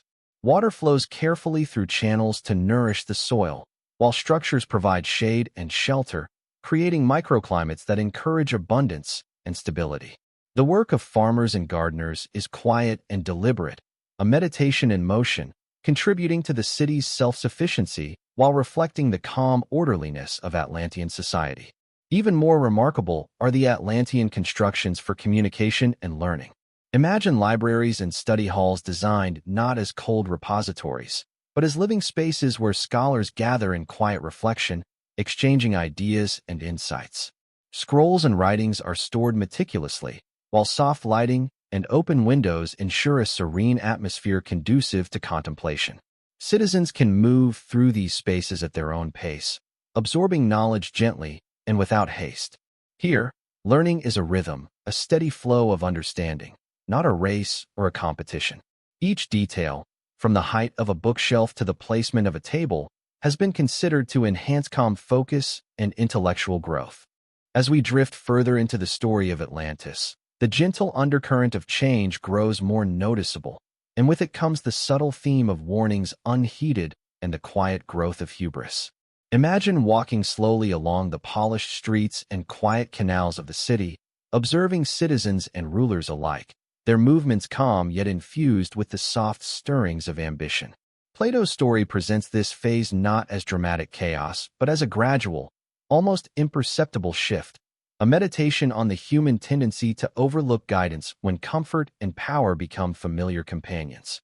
The narrative carries a soothing rhythm, inviting reflection rather than alarm, allowing the mind to absorb the lessons of foresight, humility, and attentiveness.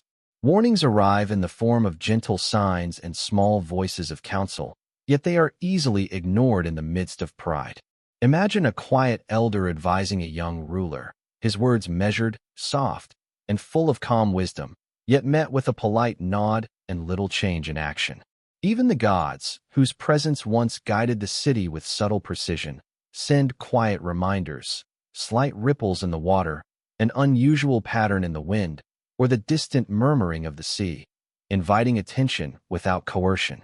These signs are easy to overlook, their subtlety part of the narrative's gentle pace.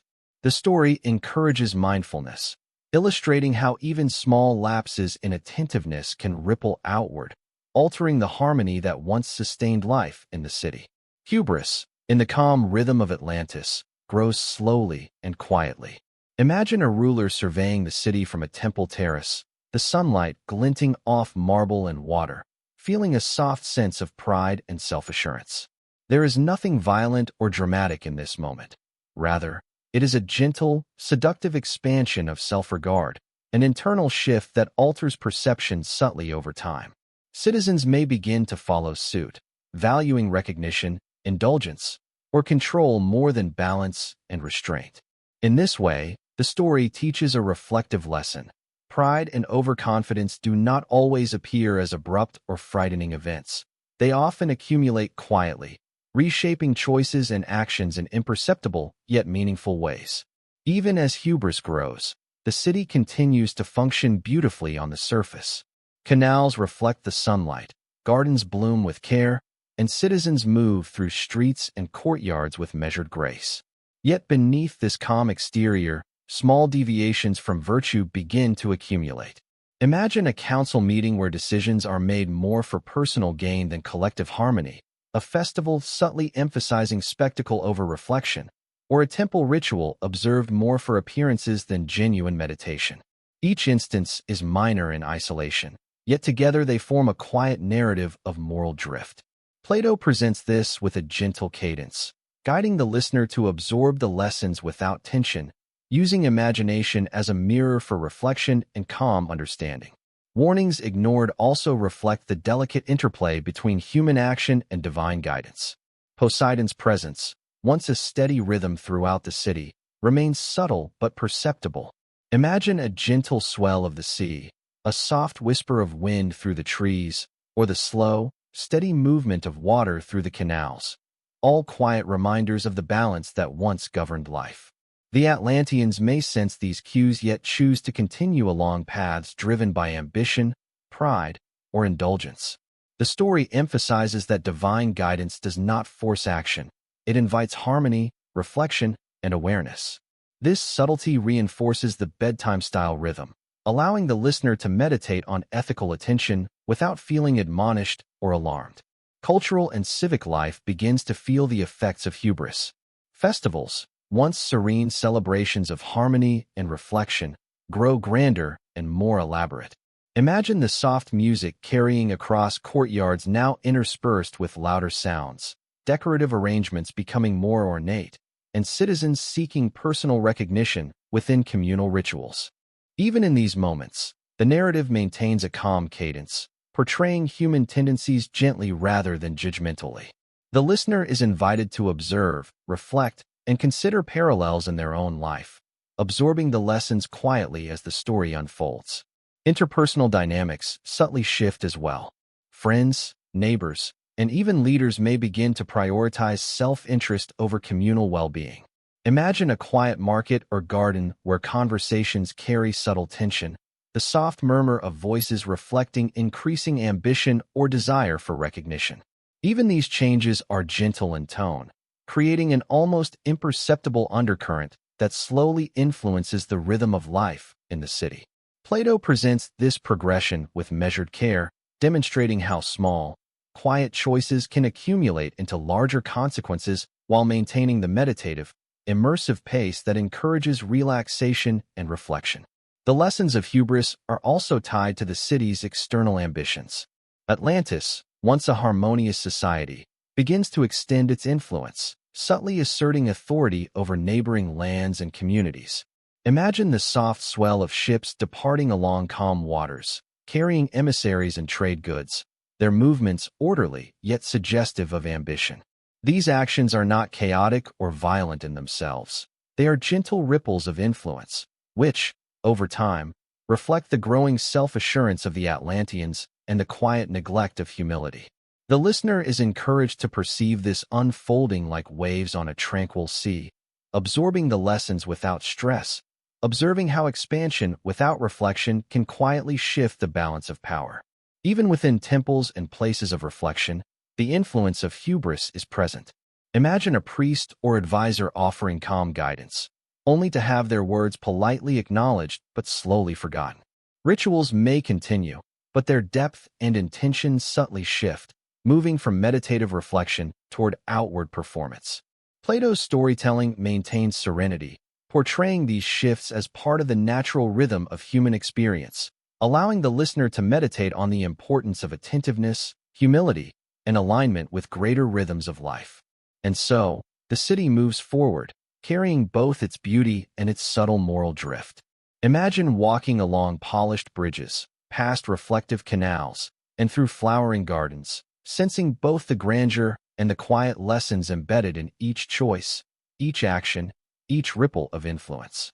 Hubris and ignored warnings do not appear as sudden disasters, but as gentle, accumulating changes, illustrating that balance requires continuous attention, mindfulness, and reflection.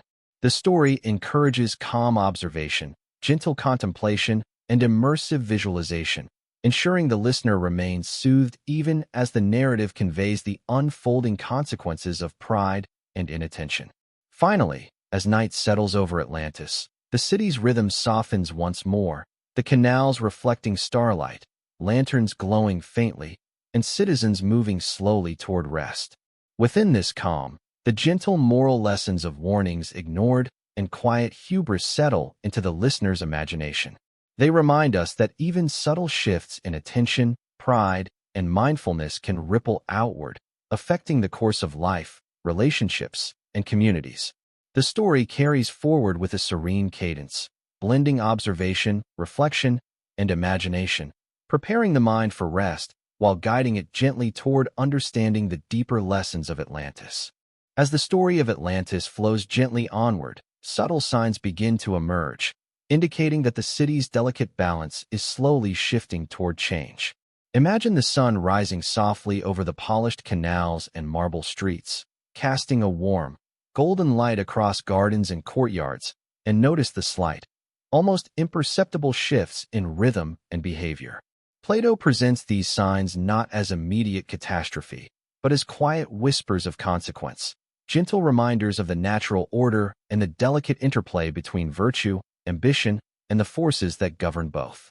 The narrative allows the listener to absorb these signs calmly, reflecting on cause, effect, and the importance of mindfulness in sustaining harmony. The first signs are subtle, small lapses in attentiveness, minor indulgences, or tiny fractures in communal harmony.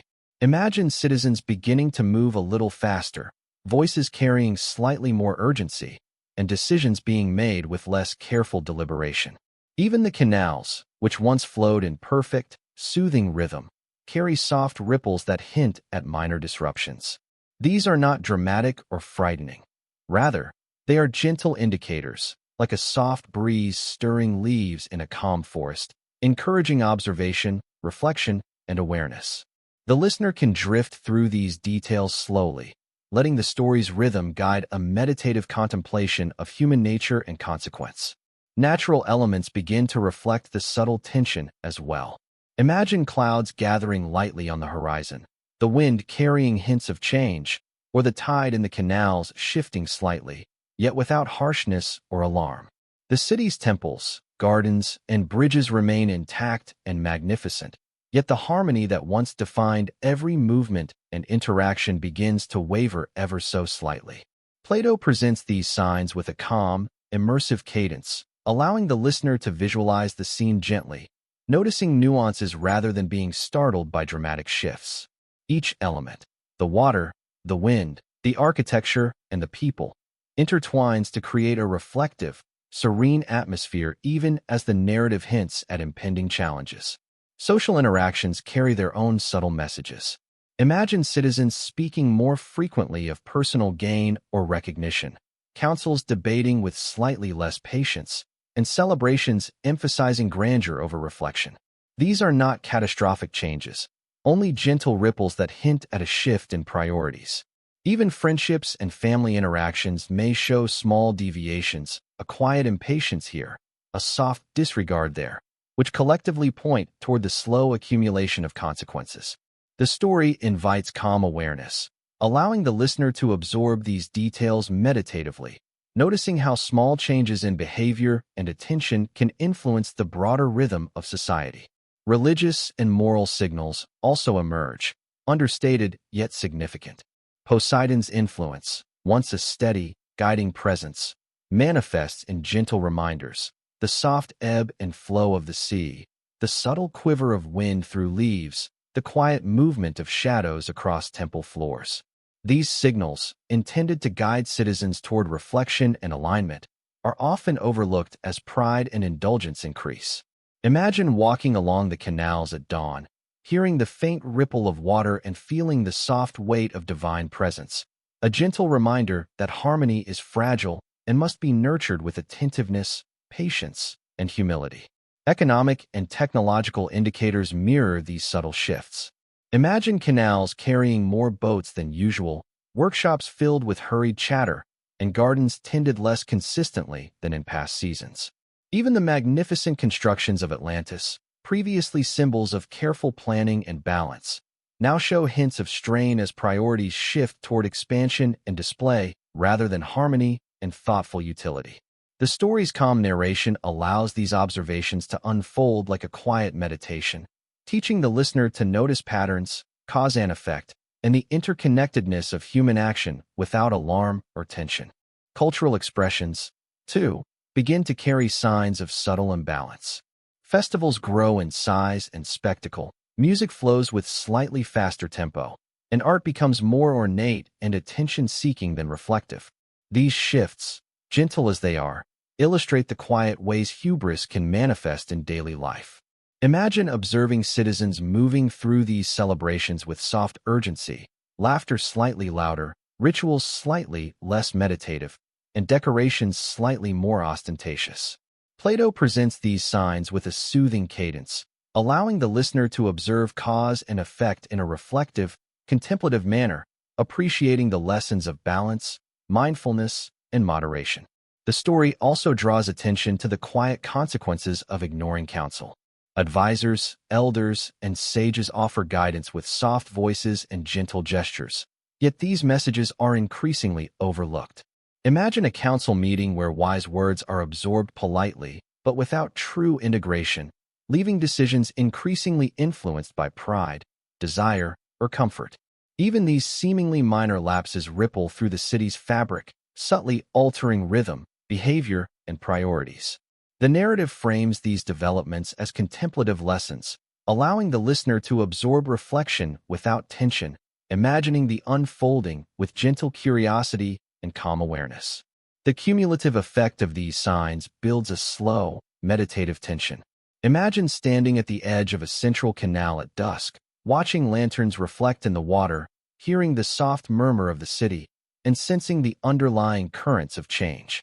There is no need for alarm. The rhythm of the story is gentle and immersive, inviting reflection and observation rather than fear. The narrative teaches that shifts in virtue, attention, and mindfulness accumulate subtly, influencing the broader trajectory of life and society. These signs, calm and understated, encourage the listener to appreciate the fragility of harmony and the importance of steady, attentive care in all things. Even as these signs of change accumulate, the beauty and elegance of Atlantis remain. Gardens still bloom, marble streets still gleam, and citizens continue their daily routines with grace. The contrast between enduring beauty and subtle warning creates a gentle tension that soothes the mind while inviting reflection. The listener can drift through the city mentally, absorbing both the wonder and the lessons, noticing the interplay between perfection imperfection, and the quiet consequences of choices, both great and small. And so, as night deepens over Atlantis, imagine the city under a soft, starlit sky. The canals shimmer with moonlight, fountains ripple quietly, and the gentle movement of citizens continues along bridges and courtyards. Within this calm scene, the signs of impending change are present, subtle and reflective, like ripples across serene water. Plato's story encourages the listener to notice these signs, not with fear or urgency, but with calm mindfulness, allowing the imagination to explore, understand, and absorb the delicate balance between harmony, choice, and consequence. The signs of doom in Atlantis are gentle yet profound, guiding the listener toward reflection and meditation. They remind us that even the most magnificent civilizations, the most beautiful environments, and the most disciplined societies are subject to subtle shifts that ripple outward from small choices, unchecked pride, or neglected counsel. By observing these shifts calmly, through the immersive lens of imagination and reflection, the listener is invited into a state of gentle awareness, understanding the interconnectedness of actions, the impermanence of all things, and the quiet necessity of attentiveness, balance, and humility. As the story of Atlantis continues, a gentle, inevitable shift begins to ripple through the city, signaling that the long-predicted cataclysm approaches. Imagine walking slowly along the polished marble streets, observing citizens moving with soft deliberation, unaware of the subtle changes that have begun to echo in the rhythm of daily life. The city still shines with beauty and innovation, yet beneath this calm surface lies a quiet tension, a slow build of forces that Plato's story presents not with dramatic urgency, but with meditative, immersive reflection. This phase of the narrative invites the listener to notice the delicate interplay between human action, natural rhythm, and the consequences that quietly gather over time. The first indications of approaching calamity are subtle, often almost imperceptible. Imagine the waters in the canals shifting slightly, their usual calm disturbed by a faint ripple that hints at the change to come. The wind carries an unusual pattern, brushing against the leaves of gardens and the smooth surfaces of temples, barely stirring yet persistent enough to draw attention. Even the animals of the city, the birds, the fish, the creatures tending to gardens, sense this rhythm, moving in ways that are gentle yet slightly altered from their accustomed paths. Plato's narration emphasizes these changes with calm, reflective detail, allowing the listener to observe and absorb the scene without tension, like noticing soft shifts in a landscape bathed in golden light. Citizens begin to feel the pull of subtle unrest, even if they cannot identify its cause. Imagine families moving slowly through markets, children playing with quiet curiosity, elders speaking softly about memories and lessons from the past. Conversations carry hints of unease, though there is no panic. Decisions made in workshops, councils, and homes seem slightly more deliberate, slightly more cautious, as if intuition senses a change in the rhythm of life. The narrative guides the listener to notice these nuances gently, highlighting how societies can perceive shifts in balance and harmony long before they manifest dramatically. Natural phenomena also provide quiet warnings. Imagine the sky displaying unusual patterns at dawn and dusk, clouds forming shapes that hint at disturbances, or the tides in the canals exhibiting a rhythm just slightly altered from the familiar flow. Even sunlight, reflected off marble and water, seems to dance differently, soft rays scattering across the city in patterns both mesmerizing and subtly unusual. Plato presents these observations with calm, immersive language, encouraging the listener to absorb the environment contemplatively, noticing the delicate signals of change without alarm. Each subtle shift becomes an invitation for reflection, teaching that attentiveness to nature can reveal patterns and wisdom before consequences fully manifest. The city's leaders, despite their awareness, often misinterpret these signs. Imagine rulers standing on terraces, gazing over canals and gardens, sensing minor anomalies but attributing them to fleeting circumstances rather than underlying imbalance.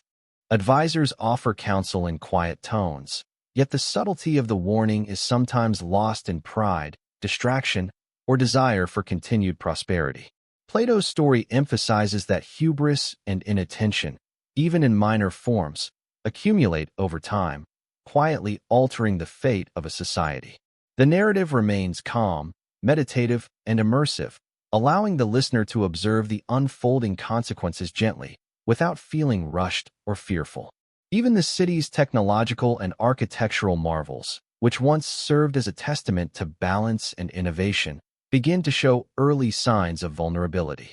Imagine the bridges over the canals, polished and elegant, slightly creaking under loads that once seemed inconsequential, or the aqueducts flowing with minor irregularities in rhythm.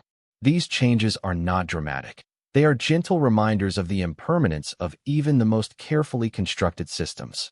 The story invites reflection on the fragility of human achievement, showing that attention, humility, and respect for natural forces are essential companions to skill and creativity. The culture of the city subtly shifts in response to these approaching changes. Festivals, once calm and reflective celebrations of harmony, take on a more cautious tone. Imagine citizens gathering in courtyards and temples, their movements deliberate, conversations quiet, and music soft and meditative, echoing the internalized awareness of an approaching shift in balance. Even the rituals meant to honor the gods and ancestors take on an added weight of intention, performed with extra care and reverence. Plato's narration uses these gentle cultural cues to emphasize the reflective nature of change, guiding the listener to meditate on the rhythms of human behavior, tradition, and responsiveness to subtle warning signs. The natural environment itself begins to mirror the tension in human behavior. Imagine soft tremors in the earth beneath the city, barely perceptible yet persistent, or distant waves breaking differently on far-off shores, carrying vibrations of the shifts approaching. The sky darkens in delicate, shifting patterns, and the stars seem to flicker in slightly unusual arrangements. Plato presents these phenomena not as dramatic threats, but as quiet signals of larger forces at work, inviting the listener to engage with the narrative contemplatively. The focus is on observation, reflection, and understanding, reinforcing the calming, immersive tone that guides the mind gently toward contemplation. Ethical and moral lessons intertwine with the approaching cataclysm. Imagine citizens reflecting quietly on past choices, on actions guided by pride, indulgence, or inattention. There is no judgment, only gentle contemplation of cause and effect, of the slow accumulation of subtle decisions that lead to larger consequences. Plato's story presents these moments as meditative pauses, allowing the listener to drift through the city and its moral landscape at a slow, reflective pace, absorbing wisdom and awareness without tension. The narrative emphasizes that foresight, humility, and mindfulness are essential tools for navigating change, both in human societies and within oneself. The approach of the cataclysm is also marked by contrasts. While certain areas of the city remain perfectly serene, canals reflecting sunlight, gardens in full bloom, temples standing in calm elegance, other areas show the subtle stirrings of imbalance. Imagine bridges creaking softly under unusual loads, fountains running slightly irregularly, and streets echoing with softer murmurs of concern. These contrasts create a rhythm that is both reflective and immersive, guiding the listener to notice harmony and disruption side by side, understanding the delicate balance that governs both life and story. Finally, the calm of the city in the face of impending change prepares the listener for the narrative's gentle meditation on impermanence. Imagine walking slowly along a canal at dusk, the water shimmering with lantern reflections, feeling the soft breeze and the quiet pulse of the city. The story encourages contemplation of cycles, rhythm, and the inevitability of change, without fear or urgency. Plato's narrative maintains a soothing cadence, allowing the imagination to drift among canals, gardens, and temples while absorbing lessons about awareness, responsibility, and the gentle inevitability of nature's forces. And so, as the moon rises over Atlantis, casting a silver glow across water and marble, the city moves quietly toward its fate. Each ripple in the canals, each soft movement of citizens, each subtle shift in light and wind becomes part of a reflective meditation on impermanence, balance, and the consequences of inattention or hubris. The cataclysm approaches not with sudden violence in the narrative, but with quiet inevitability, allowing the listener to drift slowly into contemplation, absorbing the story's lessons gently, and preparing the mind for deeper rest and reflection. Atlantis, in all its beauty and calm, becomes both a landscape of imagination and a mirror for understanding the rhythms, choices, and subtle warnings that shape life. As the story of Atlantis reaches its profound climax, the city experiences the quiet yet inevitable arrival of the Great Flood, a natural cataclysm described by Plato not in sudden, jarring bursts, but as a slow, immersive shift that invites reflection and meditation. Imagine walking through the streets at dawn, the marble reflecting the first light, while the canals begin to swell gently, their waters rising almost imperceptibly at first. Citizens go about their routines, sensing subtle differences in rhythm and flow, yet there is no panic, only a soft awareness that something in the natural order is changing. Plato's storytelling presents this moment with calm precision, allowing the listener to drift alongside the unfolding events, absorbing both the beauty and the quiet weight of consequence.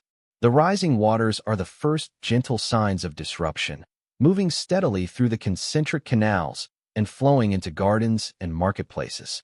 Imagine the soft lapping of water against polished stone, the reflections of lanterns trembling across the surface, and the quiet murmurs of those who notice the subtle changes. At first, the shifts are slow and meditative, like tides brushing softly against a shore, but as the rhythm continues, the scale of the flood becomes apparent. The narrative allows these details to unfold in a serene, immersive way, helping the listener to visualize the movement of water without tension, feeling the quiet progression of natural forces. Citizens respond in ways that reflect both the ingrained harmony of their culture and the early stages of fear and awe. Imagine families moving calmly through streets, gathering essentials with care, offering guidance to children, and helping elders navigate the slowly rising canals. There is no frantic rush, only deliberate action, mirroring the slow, reflective pace of the narrative. Plato emphasizes the balance between human effort and natural inevitability, showing that while preparation and foresight are important, some forces are beyond control, and acceptance of impermanence is a crucial lesson. The listener is guided to absorb this gently, imagining the city's inhabitants navigating the event with mindfulness, patience, and grace. The architectural marvels of Atlantis, once symbols of balance and harmony, begin to yield to the forces of water. Imagine bridges arching over canals, temples standing in quiet dignity, and marble streets reflecting the growing tide. Slowly, the waters seep into gardens, courtyards, and marketplaces, altering the familiar rhythms of daily life. Yet Plato's narrative does not dramatize destruction. Instead, it offers a reflective meditation on impermanence. The listener is encouraged to notice the interplay between human achievement and natural forces, appreciating both the beauty that remains and the inevitability of change, absorbing the scene with calm contemplation. Even the city's most sacred spaces, the temples, altars, and shrines, experience the subtle encroachment of water. Imagine the soft lapping against steps, the reflections of torches trembling across pools of rising liquid, and priests moving deliberately to preserve sacred objects while maintaining the serenity of rituals. There is no panic. Rituals continue with measured care, reflecting both respect for tradition and awareness of the larger forces at work. Plato uses these moments to emphasize continuity, balance, and reverence even in the face of catastrophe, inviting the listener to meditate on grace under pressure and the quiet strength of calm awareness.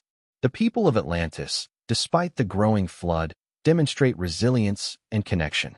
Imagine families assisting one another, citizens guiding neighbors across swollen streets, and young adults carrying supplies for the elderly.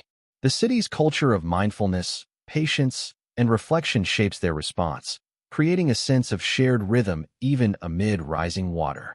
Plato's narration highlights these interactions not as heroic drama, but as gentle demonstrations of virtue and care, encouraging the listener to imagine compassion, cooperation, and attentive action as natural, soothing extensions of human behavior. The natural world itself contributes to the immersive meditation. Picture the wind carrying soft, rhythmic patterns through the city, the clouds above forming gentle, undulating waves, and distant thunder rolling quietly, not as menace, but as a reminder of nature's presence. Birds, fish, and other creatures adapt to the rising waters, moving with instinctive grace and resilience. Plato's description maintains a calm, reflective tone, guiding the listener to notice how the natural environment interacts with human society, highlighting interconnectedness, rhythm, and the meditation of observation. The moral and philosophical lessons of the flood emerge gently through observation rather than dramatization.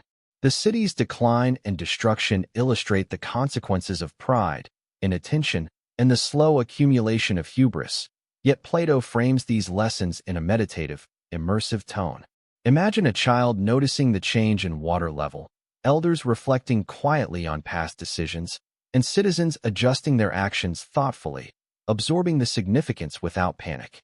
The story becomes a reflective exercise in cause and effect, demonstrating that harmony, virtue, and mindfulness can mitigate suffering even when some forces remain beyond control.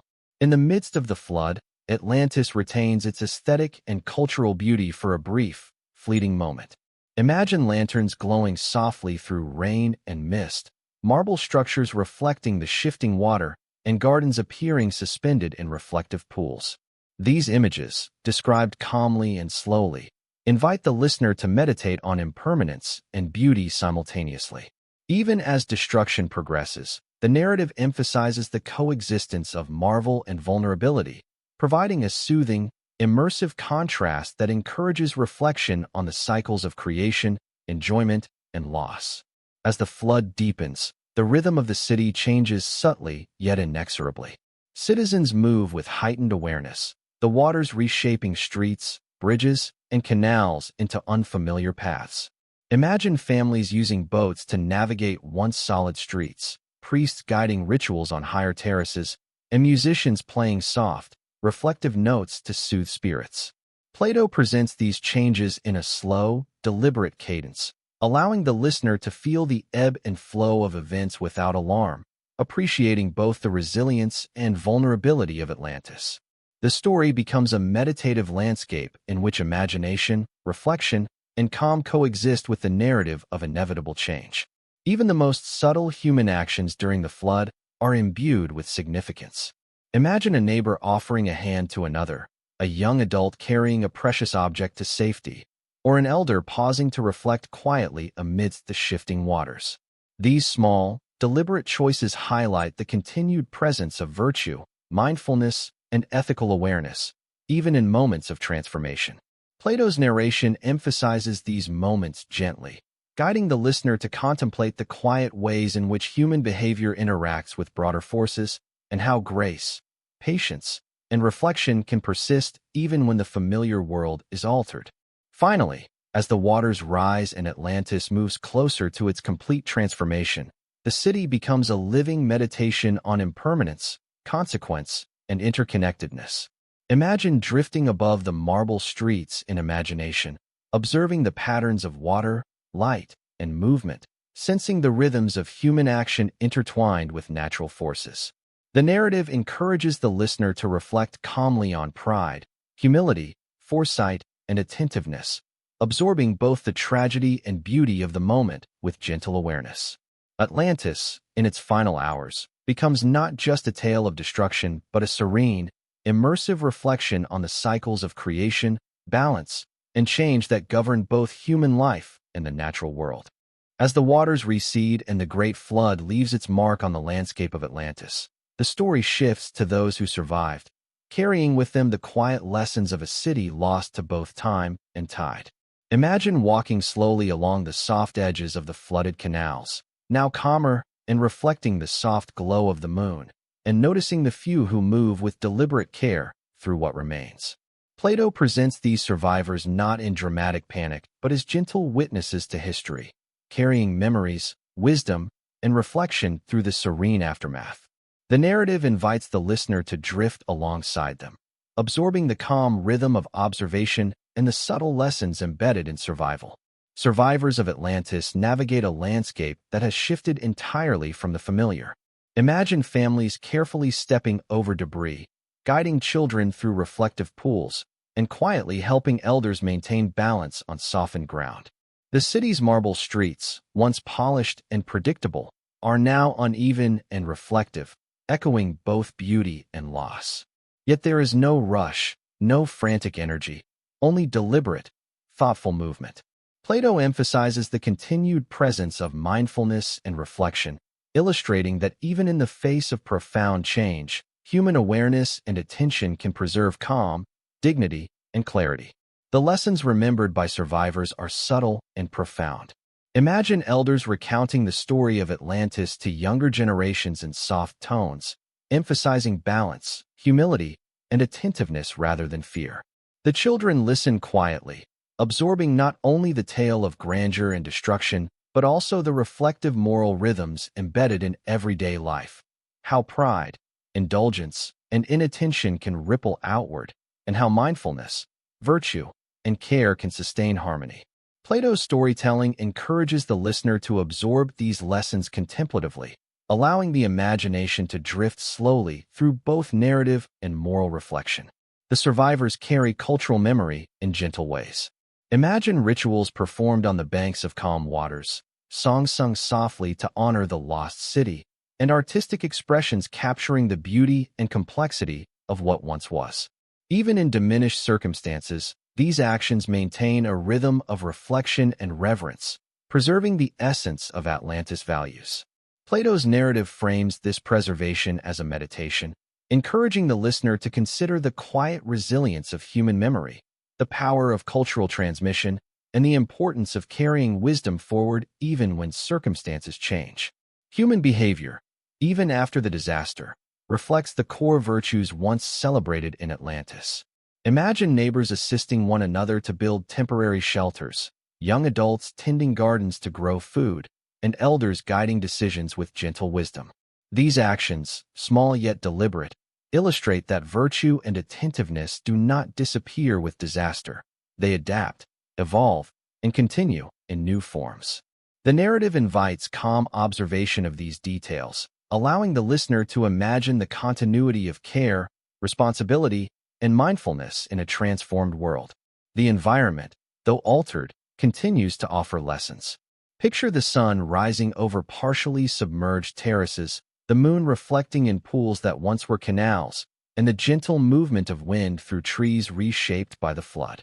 Nature carries both memory and renewal, showing that life continues, rhythmically, even in changed circumstances.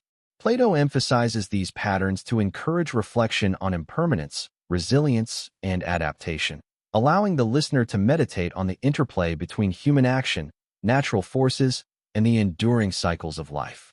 Memory and storytelling play a central role in survival. Imagine survivors recounting the grandeur of Atlantis in quiet tones, describing temples, gardens, canals, and marketplaces with measured reverence. These recollections are not filled with panic or fear, but with deliberate attention to both beauty and lesson. Each story carries wisdom, the importance of humility, attentiveness, balance, and the subtle ways human choices shape destiny. Plato's calm, immersive narration encourages the listener to drift along with these recollections, absorbing ethical and philosophical reflections through imagination and gentle visualization. The rhythm of daily life slowly reemerges, even amid the remnants of the city. Imagine citizens tending small gardens, repairing pathways, and moving deliberately through spaces altered by water. Daily tasks, once carried out in polished routine, now require mindfulness and careful observation, turning ordinary movements into exercises of reflection.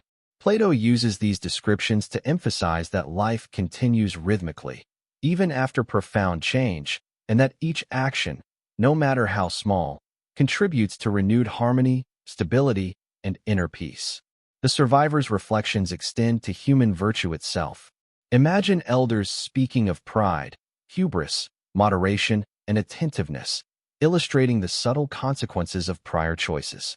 These discussions are calm and deliberate, inviting the listener to meditate on the balance between action and consequence, the fragility of societal harmony, and the quiet strength of humility and awareness. Plato's narrative frames these lessons gently, allowing reflection without tension, turning the story into both meditation and guidance for the imagination. Even in the aftermath, there are reminders of Atlantis' original beauty. Imagine marble structures partially visible above water, gardens still lush in elevated terraces, and waterways reflecting the early morning light. These images, described in soft, immersive detail, allow the listener to experience awe and contemplation simultaneously, appreciating both impermanence and enduring elegance. Plato encourages visualization of these contrasts to foster calm reflection, imagination, and meditation, making the listener feel connected to both the city's past and the lessons that remain relevant in its altered state. Social cohesion among survivors provides an additional layer of reflection. Imagine communities organizing quietly to share resources, coordinate reconstruction, and maintain cultural practices. Cooperation becomes both practical and meditative, reinforcing the rhythm of attentive action, empathy, and mindfulness.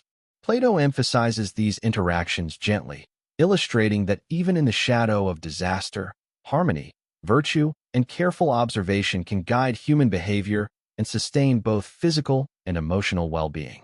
The survivors also contemplate the broader philosophical lessons. Imagine reflecting on cycles of rise and fall, human ambition and humility, the inevitability of natural forces, and the delicate balance between prosperity and attentiveness. These reflections are shared through soft conversation, storytelling, and ritual, inviting both the listener and imagined citizens to meditate on life's rhythms. Plato frames these contemplations as an immersive journey of calm awareness, ensuring that the narrative retains its soothing, sleep-friendly cadence even as it conveys profound insights. Finally, as the sun sets over the remnants of Atlantis, the survivors move slowly through the transformed city, carrying with them memory, wisdom, and reflection. Imagine the canals now calm and still, gardens gently swaying in the evening breeze, and citizens walking deliberately along polished pathways now softened by water. Plato's narrative emphasizes quiet observation, reflection, and absorption of lessons, that vigilance, humility, mindfulness, and ethical awareness sustain harmony, and that even after profound loss, life continues with rhythm, beauty, and contemplative depth. The city, though changed, lives on in memory, virtue, and reflection, allowing both listener and survivor to drift into meditation, contemplation, and gentle rest. As the story of Atlantis moves into the realm of memory and legend, the focus shifts from the physical city to the stories carried forward by those who survived, and by the generations who heard them. Imagine the gentle sway of boats on calm waters, the soft flicker of lantern light in evening courtyards, and the quiet voices of storytellers recounting the tale of a city both magnificent and fragile. Plato presents these legends not as hurried recitations, but as deliberate, immersive narratives, allowing the listener to drift slowly into the rhythm of memory, reflection, and imagination. Each retelling preserves both wonder and wisdom, transforming history into meditation and reality into gentle legend. The legends of Atlantis are carried with reverence, passed from elder to youth in quiet settings under moonlit skies.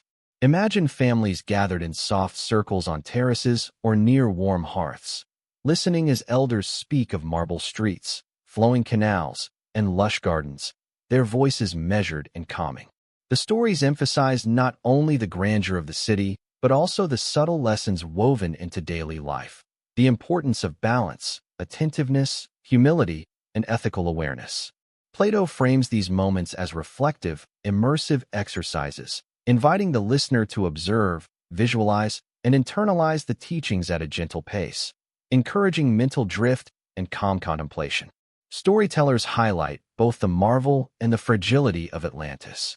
Imagine the glint of sun on polished marble, the shimmer of water through concentric canals, and the gentle sway of trees and gardens, all described with a serene cadence. Citizens once moved with purposeful grace, honoring virtue, mindfulness, and harmony, yet even the slightest neglect of balance sowed ripples of consequence. These elements are woven into the narrative slowly, allowing the listener to meditate on cause and effect without tension, recognizing how beauty, order, and human choices are intertwined, and how attention and humility preserve harmony. The oral tradition ensures that moral lessons remain central. Imagine elders speaking softly of hubris, pride, and the subtle signs of imbalance, illustrating these through tales of everyday life, markets, festivals, workshops, and council meetings. Each story emphasizes reflection, observation, and deliberate choice, reinforcing mindfulness as a rhythm of life. Plato's narration highlights these aspects with calm, immersive detail, encouraging the listener to drift mentally through scenes of past events while absorbing their quiet, meditative moral significance. Even the minor details of Atlantis life are preserved in legend. Imagine children listening intently as elders describe lantern-lit canals, birds nesting in temple gardens, artisans at work, and the gentle cadence of water flowing through aqueducts. These small, serene details maintain the immersive quality of storytelling, grounding lessons in tangible, sensory images. Plato presents these moments as opportunities for the listener to visualize, reflect, and meditate, fostering a sense of calm and continuity as the city transforms from physical reality into enduring legend. The legends emphasize rhythm, balance, and natural harmony. Imagine descriptions of tides that once mirrored the flow of human activity, winds that echoed the movement of citizens, and the subtle interplay of sunlight and shadow over canals and marble streets. Plato encourages meditation on these patterns, highlighting the interconnectedness of human action, nature, and societal rhythm. The listener is guided to notice how balance, attentiveness, and virtue influence both daily life and broader outcomes, absorbing wisdom through immersive visualization rather than direct instruction. Survivors' perspectives also shape the narratives. Imagine a young adult recounting memories of the flood, describing not fear or chaos but the soft rise of water, the reflective shimmer of canals, and the deliberate efforts of citizens to assist one another. These recollections carry the dual purpose of preserving history and offering lessons in resilience, mindfulness, and ethical action. Plato frames these accounts with calm, steady narration, allowing the listener to absorb both sensory and moral details, creating a meditative experience that blends reflection with imagination. Cultural continuity is maintained through songs, rituals, and artistic expression. Imagine soft chants echoing across terraces, paintings depicting canal reflections and marble columns, and small ceremonial gatherings honoring the memory of the lost city. Each practice preserves rhythm, harmony, and ethical reflection, reinforcing the enduring influence of Atlantis values. Plato's storytelling highlights these cultural elements in a serene, immersive cadence, inviting the listener to visualize, absorb, and contemplate both beauty and moral significance, deepening the meditative effect of the narrative. Legends also incorporate metaphysical reflection, linking human action to the cycles of nature and the universe. Imagine elders speaking of tides, wind, sun, and celestial patterns, connecting these rhythms to the behavior of the city and the choices of its citizens. Each detail encourages the listener to reflect on interconnectedness, cause and effect, and the quiet wisdom embedded in attentiveness and virtue. Plato's narration maintains a calm, reflective cadence, allowing the listener to drift gently through scenes, contemplating broader lessons while remaining relaxed and immersed. The story emphasizes impermanence and transformation. Imagine the city's marble structures gradually returning to nature, gardens giving way to soft wildflowers, and waterways reshaping themselves in quiet, deliberate patterns. The legends preserve memory while acknowledging change, teaching that beauty, achievement, and virtue are enduring not because of permanence, but because they are remembered, reflected upon, and internalized. Plato presents these concepts with a gentle cadence, allowing the listener to visualize the natural cycles of rise and fall, creation and dissolution, and to meditate on the impermanence that shapes all life. Through repeated retellings, the legends of Atlantis evolve, blending fact and reflection, history and moral meditation. Imagine multiple generations contributing layers of wisdom. A child adds personal insight, an elder emphasizes virtue, and storytellers integrate subtle signs of caution and mindfulness. Each retelling preserves the calm, immersive rhythm of the original city while extending its lessons across time. Plato's narrative style mirrors this layering, allowing the listener to drift through imagination, reflection, and meditation simultaneously. Finally, as night deepens and stars shine above the imagined remnants of Atlantis, the city exists in memory, legend, and meditation. Imagine walking slowly through moonlit terraces, across calm canals, and through quiet gardens, sensing both grandeur and impermanence. The stories, retold with reverence and calm, guide the listener toward reflection on human choice, ethical awareness, mindfulness, and the enduring value of virtuous action. Plato's narrative ensures that even in absence, Atlantis remains present in rhythm, imagination, and gentle meditation, allowing the listener to drift peacefully through history, myth, and moral insight, preparing the mind for rest and contemplation. As the story of Atlantis moves further into reflection and legacy, the focus gently shifts to the philosophical lessons embedded within the city's rise, fall, and memory. Imagine sitting quietly on a terrace overlooking still canals, the soft rustle of leaves and distant calls of birds blending into a rhythm that encourages contemplation. Plato presents these philosophical insights not as abstract lectures, but as immersive reflections drawn from observation, human behavior, and the natural world.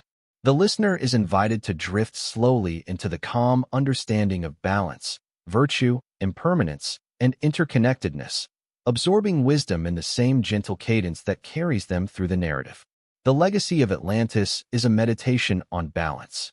Imagine citizens once moving deliberately through streets, carefully tending gardens, temples, and marketplaces, each action harmonized with both community and environment. This balance, Plato emphasizes, is not merely aesthetic or practical, but deeply ethical, teaching that attentiveness to one's own behavior, responsibilities, and choices sustains societal and personal harmony. The listener is encouraged to imagine themselves walking alongside these citizens, observing the rhythm of life, and understanding how subtle attention, deliberate choice, and reflection cultivate balance, both within and around them. Virtue emerges as a central theme in the philosophical legacy. Picture elders quietly instructing children, discussing the importance of humility, moderation, and ethical awareness, and illustrating these principles through stories of daily life in Atlantis. Plato frames these teachings with calm narration, guiding the listener to reflect on their own actions and patterns of thought. Virtue, in this meditative context, is not imposed but internalized, experienced as a natural extension of mindful living. The listener is invited to absorb these lessons slowly, allowing the gentle rhythm of the story to reinforce ethical contemplation without urgency or tension. Human ambition and hubris are examined with reflective calm. Imagine rulers observing the city from temple terraces, the sun glinting off marble streets and polished canals, feeling pride and self-assurance. Plato illustrates how subtle pride can gradually distort choices, influence decisions, and ripple through society, all while maintaining an immersive, serene narrative. The listener is invited to consider parallels in their own life, noticing how ambition and overconfidence, if unchecked, can gently shift priorities and influence outcomes. This reflection is presented not as fear or admonition, but as contemplative guidance, blending insight with relaxation. Interconnectedness is another key philosophical lesson. Picture the canals reflecting sunlight, gardens swaying in rhythm with wind patterns, and citizens moving thoughtfully through temples and marketplaces. Plato emphasizes the harmony between human action, natural forces, and societal structures, showing how each decision and choice affects the broader rhythm of life. The listener is guided to meditate on these connections, imagining the subtle relationships between personal behavior, community, and environment, and recognizing that awareness and attentiveness create continuity, harmony, and ethical coherence. The narrative also explores impermanence. Imagine marble structures gradually eroding, gardens giving way to natural growth, and waterways reshaping themselves over time. Atlantis, though magnificent, was subject to the inevitable changes of nature and human choice. Plato presents these cycles with serene observation, emphasizing reflection and calm awareness. The listener is invited to meditate on impermanence, recognizing that beauty, achievement, and harmony are transient yet can persist through memory, virtue, and deliberate mindfulness. This understanding fosters both appreciation and gentle acceptance of life's natural rhythms. Reflection on history forms another layer of philosophical insight. Imagine survivors recounting the events of the flood, the subtle signs preceding it, and the moral lessons embedded in each moment. These reflections, shared in calm, immersive storytelling, encourage the listener to contemplate the long-term consequences of human choices, societal rhythms, and ethical attention. Plato frames history not as a record of catastrophe, but as a meditation on cause and effect, allowing the mind to drift through temporal sequences with contemplative curiosity and serene understanding. The narrative also emphasizes mindfulness and attentiveness as living philosophy. Picture citizens engaging in daily activities, tending gardens, maintaining canals, performing rituals, and interacting with neighbors, with deliberate care and reflective attention. Plato presents these actions as expressions of philosophy in practice, showing that ethical living, balance, and harmony emerge not from abstract instruction, but from thoughtful, attentive engagement with daily life. The listener is invited to internalize this rhythm, allowing the immersive narrative to serve as both relaxation and subtle ethical reflection. Memory and legacy are interwoven in the philosophical lessons. Imagine generations passing down stories, rituals, and wisdom from the time of Atlantis, preserving ethical insights, cultural rhythms, and reflective practices. Plato emphasizes that the philosophical legacy of the city is carried not in monuments alone, but in thought, action, and careful observation. The listener can visualize this transmission of knowledge, absorbing lessons in balance, humility, and attentiveness, allowing both reflection and relaxation to coexist in the immersive experience of storytelling. Finally, the philosophical legacy encourages gentle introspection. Imagine the listener drifting mentally along reflective canals, through serene gardens, and past sunlit marble streets, absorbing lessons of impermanence, interconnectedness, balance, and ethical awareness. Plato's calm narrative fosters meditation on both the external world and internal disposition, allowing the story of Atlantis to function as both historical tale and guide for contemplative reflection.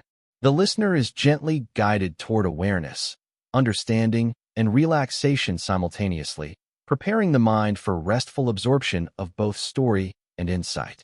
In this way, Atlantis becomes more than a lost city. It is a living meditation on life, virtue, and wisdom. Its canals, temples, gardens, and citizens transform into symbols of balance, humility, and attentiveness, teaching that the lessons of history and myth are most enduring when absorbed slowly, reflected upon thoughtfully, and integrated into the rhythm of daily experience. Plato's story carries the listener along these currents with serene cadence, creating an immersive space for contemplation, imagination, and peaceful reflection. Through its philosophical legacy, Atlantis offers an enduring framework for understanding human behavior, societal dynamics, and the cycles of nature. It illustrates that vigilance, humility, and ethical attention are timeless tools for navigating the delicate interplay between action, consequence, and harmony. Plato's narrative maintains a gentle, immersive rhythm, allowing the listener to drift mentally through lessons, visualizations, and meditative insight, ensuring that the story functions both as historical myth and as a soothing, reflective journey for the mind. As the story of Atlantis drifts from history and legend into the present day, it continues to occupy the imagination of people across centuries, inspiring wonder, curiosity, and reflection. Imagine quiet nights under starry skies, storytellers whispering the tale of the lost city to attentive listeners, and scholars tracing the echoes of its canals, temples, and marble streets in both myth and study.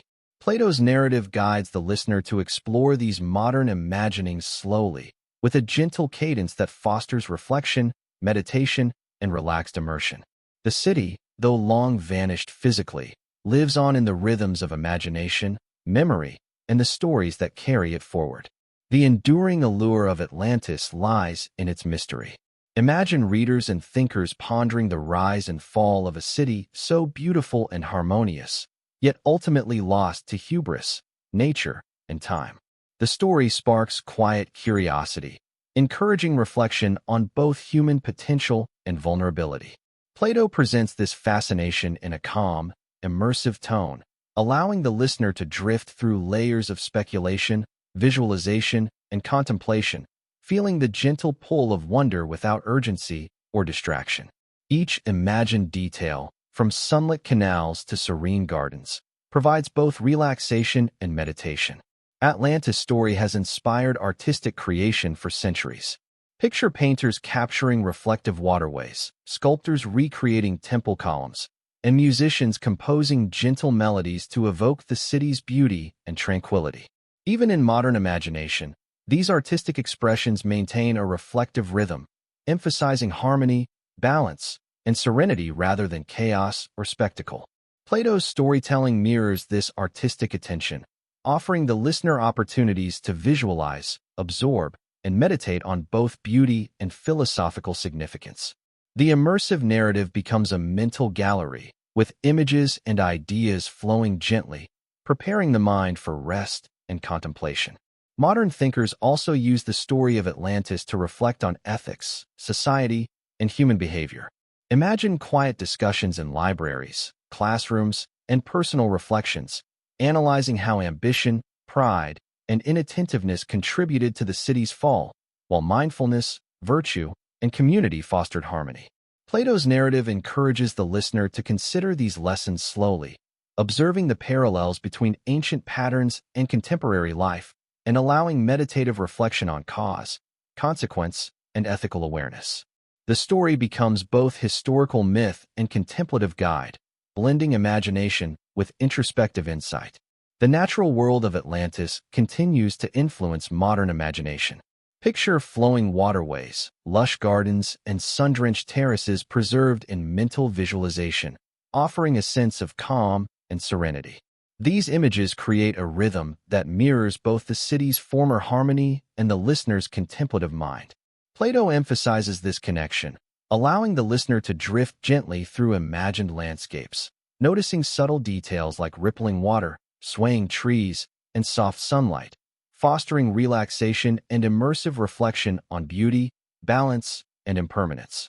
Atlantis also exists as a symbol in modern storytelling. Imagine authors, poets, and filmmakers exploring the themes of human ambition, ethical decision-making, and societal harmony through the lens of the lost city.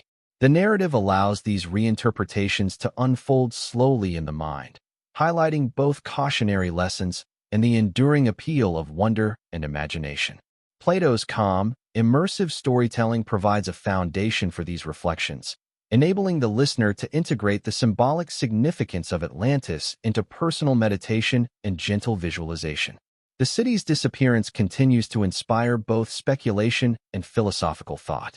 Imagine conversations about whether Atlantis sank due to natural forces, human error, or a combination of both. Plato presents these questions not as urgent mysteries, but as contemplative exercises, encouraging the listener to ponder subtly, gently weighing possibilities while maintaining a calm and reflective state. This process mirrors the narrative's immersive rhythm, allowing speculation to serve as meditation rather than tension, fostering a soothing engagement with history, myth, and imagination. Educational reflection is also a part of Atlantis' modern presence. Picture students tracing the story through ancient texts, guided by teachers who emphasize both narrative and ethical lessons. Each lecture, reading, or discussion becomes a meditative exploration of virtue, hubris, balance, and mindfulness. Plato's storytelling style complements this approach, providing a slow, rhythmic mental landscape in which the listener can absorb history, philosophy, and imagination simultaneously, reinforcing calm, contemplative immersion. The story's endurance illustrates humanity's fascination with the interplay of creation, impermanence, and imagination. Imagine individuals reflecting quietly on how societies rise and fall, how culture and ethics interact, and how memory preserves beauty and wisdom even after physical destruction.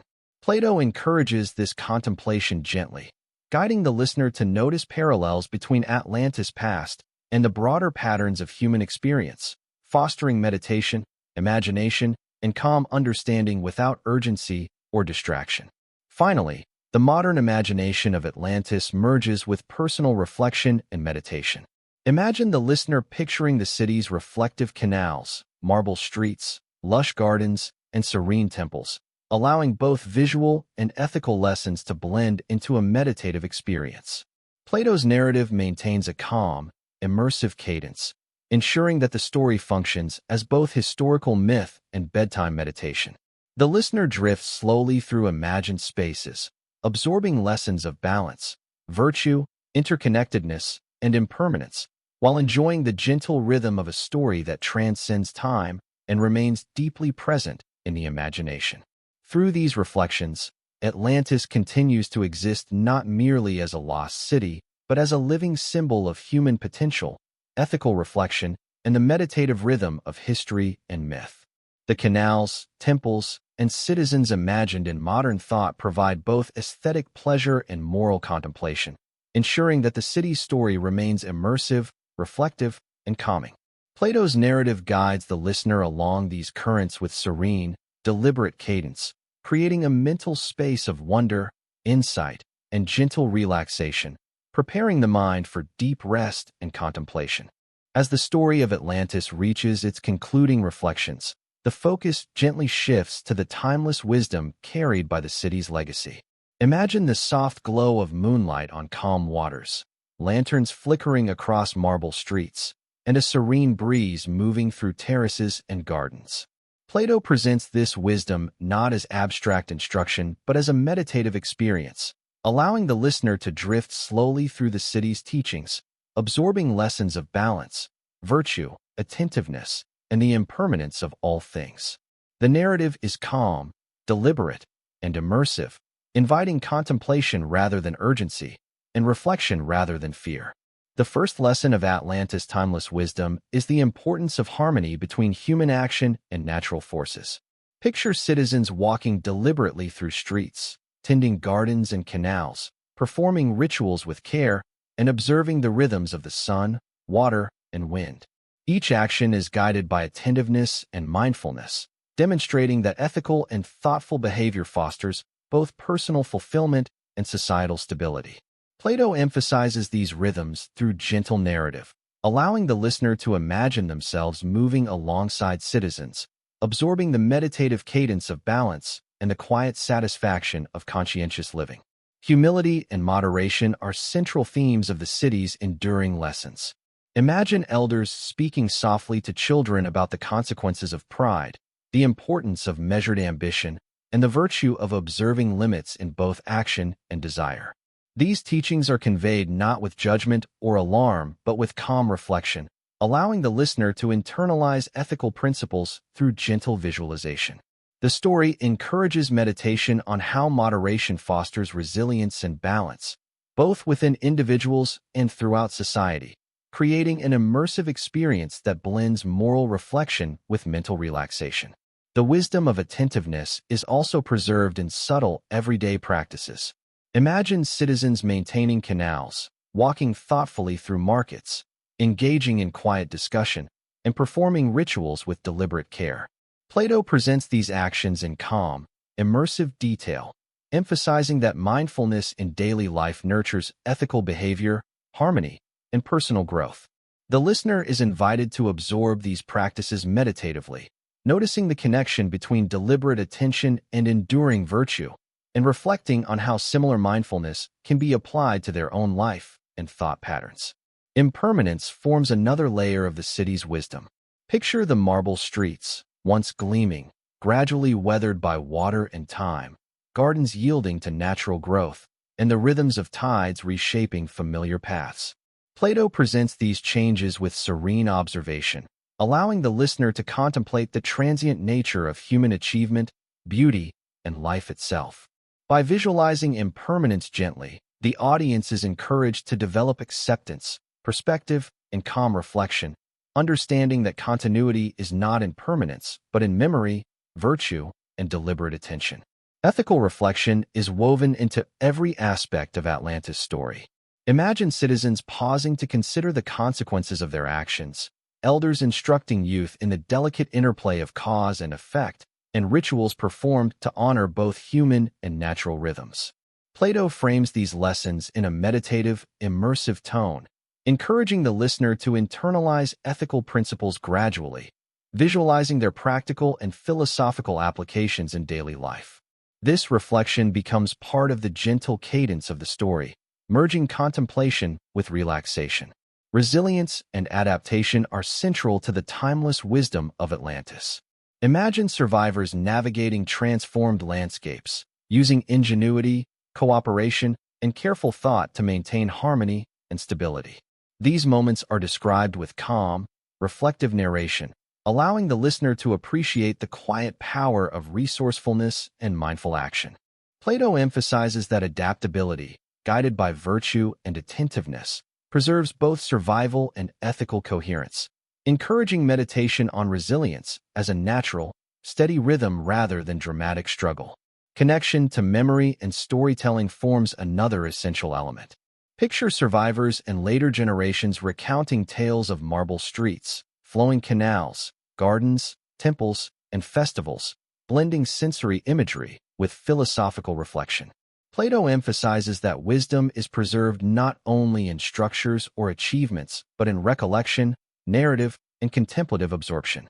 The listener is invited to drift mentally through these retellings, visualizing details, reflecting on lessons, and integrating ethical insights with calm imagination, creating a deeply immersive meditation. The city's legacy also teaches about interdependence. Imagine citizens, nature, and environment interacting in rhythmic harmony, canals guiding water flow, gardens thriving under care, and citizens moving thoughtfully through public and private spaces. Plato's narrative highlights these patterns gently, encouraging reflection on the interconnectedness of human behavior, societal structures, and natural forces. The listener is guided to absorb these rhythms contemplatively, understanding that mindful attention to relationships, both human and ecological, preserves balance and harmony over time. Timeless wisdom also encompasses the cyclical nature of life. Picture the rise and fall of Atlantis, its grandeur and loss, the transformation of landscapes, and the continuity of lessons across generations. Plato presents these cycles with calm narration, allowing the listener to reflect on growth, decline, and renewal as natural and inevitable rhythms. The story encourages meditation on cycles in personal life, society, and nature, fostering perspective, acceptance, and deep, immersive contemplation. The narrative's final reflections emphasize integration. Imagine the listener combining all lessons: balance, humility, attentiveness, impermanence, resilience, ethical reflection, interdependence, and cycles, into a harmonious meditation. Plato's storytelling maintains a gentle cadence, encouraging the mind to drift through visualization, ethical reflection, and philosophical absorption, blending imagination with calm, restful awareness. The city of Atlantis, though physically lost, becomes an enduring symbol of timeless wisdom and contemplative practice. Finally, the story concludes with gentle imagery of the city's memory persisting in imagination and reflection. Picture moonlit canals, marble terraces, lush gardens, and citizens moving thoughtfully through familiar paths, each detail carrying philosophical insight. Plato allows the listener to drift through this serene landscape, absorbing lessons at a slow, immersive pace. The narrative becomes both a meditation on virtue and a lullaby for reflection, guiding the mind toward restful contemplation, integrating historical insight, myth, ethical awareness, and imaginative immersion into a single, calming experience. Through this final section, Atlantis transforms from lost city to enduring guide, offering timeless wisdom that transcends time, place, and circumstance. Plato's gentle narration ensures that the story concludes not with alarm or urgency, but with meditative reflection, ethical contemplation, and immersive visualization. The listener is left with a sense of calm, enriched insight, and peaceful closure, drifting naturally toward rest, reflection, and the quiet absorption of history, myth, and wisdom. As the story of Atlantis draws to a close, the listener is invited to drift gently through the final reflections, absorbing the calm rhythm of memory, wisdom, and imagination. Imagine walking slowly along the softly illuminated canals, the marble terraces glowing faintly under the silver light of the moon, and the gentle sway of trees casting long, peaceful shadows. Plato's narration encourages a slow, meditative focus, allowing the mind to release tension and settle into the tranquil cadence of observation and reflection. Every detail, from the reflective waters to the softly whispering winds, becomes an opportunity for the listener to absorb serenity and contemplate the lessons carried across centuries. The final reflections emphasize continuity and connection. Imagine citizens of Atlantis moving thoughtfully through their city, even as it exists now only in memory and story, their actions a mirror of timeless wisdom, balance, attentiveness, humility, and ethical awareness. Plato presents these moments with gentle care, highlighting how the rhythm of virtuous action, mindfulness, and cooperative effort sustains harmony, even when the physical city has vanished. The listener is encouraged to visualize these patterns slowly, letting the subtle cadence of human and natural interconnection foster a sense of calm reflection and meditation. Memory and imagination merge seamlessly in this closing meditation. Picture stories being shared quietly under the night sky, recounting marble streets, flowing canals, lush gardens, and temple terraces. These recollections are soft, deliberate, and immersive, emphasizing both the beauty and impermanence of the city. Plato's calm narration allows the listener to drift through these mental images, internalizing the moral and philosophical insights carried by Atlantis without tension or urgency. Reflection, imagination, and gentle awareness become intertwined, creating a soothing rhythm that prepares the mind for rest. Finally, the narrative offers a gentle farewell. Imagine the soft rustle of leaves, the distant lapping of water against canal walls, and the fading glow of lanterns along marble terraces. Plato invites the listener to carry the lessons of Atlantis into their own contemplative life, the importance of mindfulness, ethical awareness, balance, and quiet reflection. The city may be lost to history, yet its wisdom endures, guiding imagination, ethical thought, and meditative practice. The story concludes with serenity, leaving the listener in a state of calm, reflective absorption, ready to drift into restful contemplation, carrying both the beauty and the gentle lessons of Atlantis into their own inner landscape.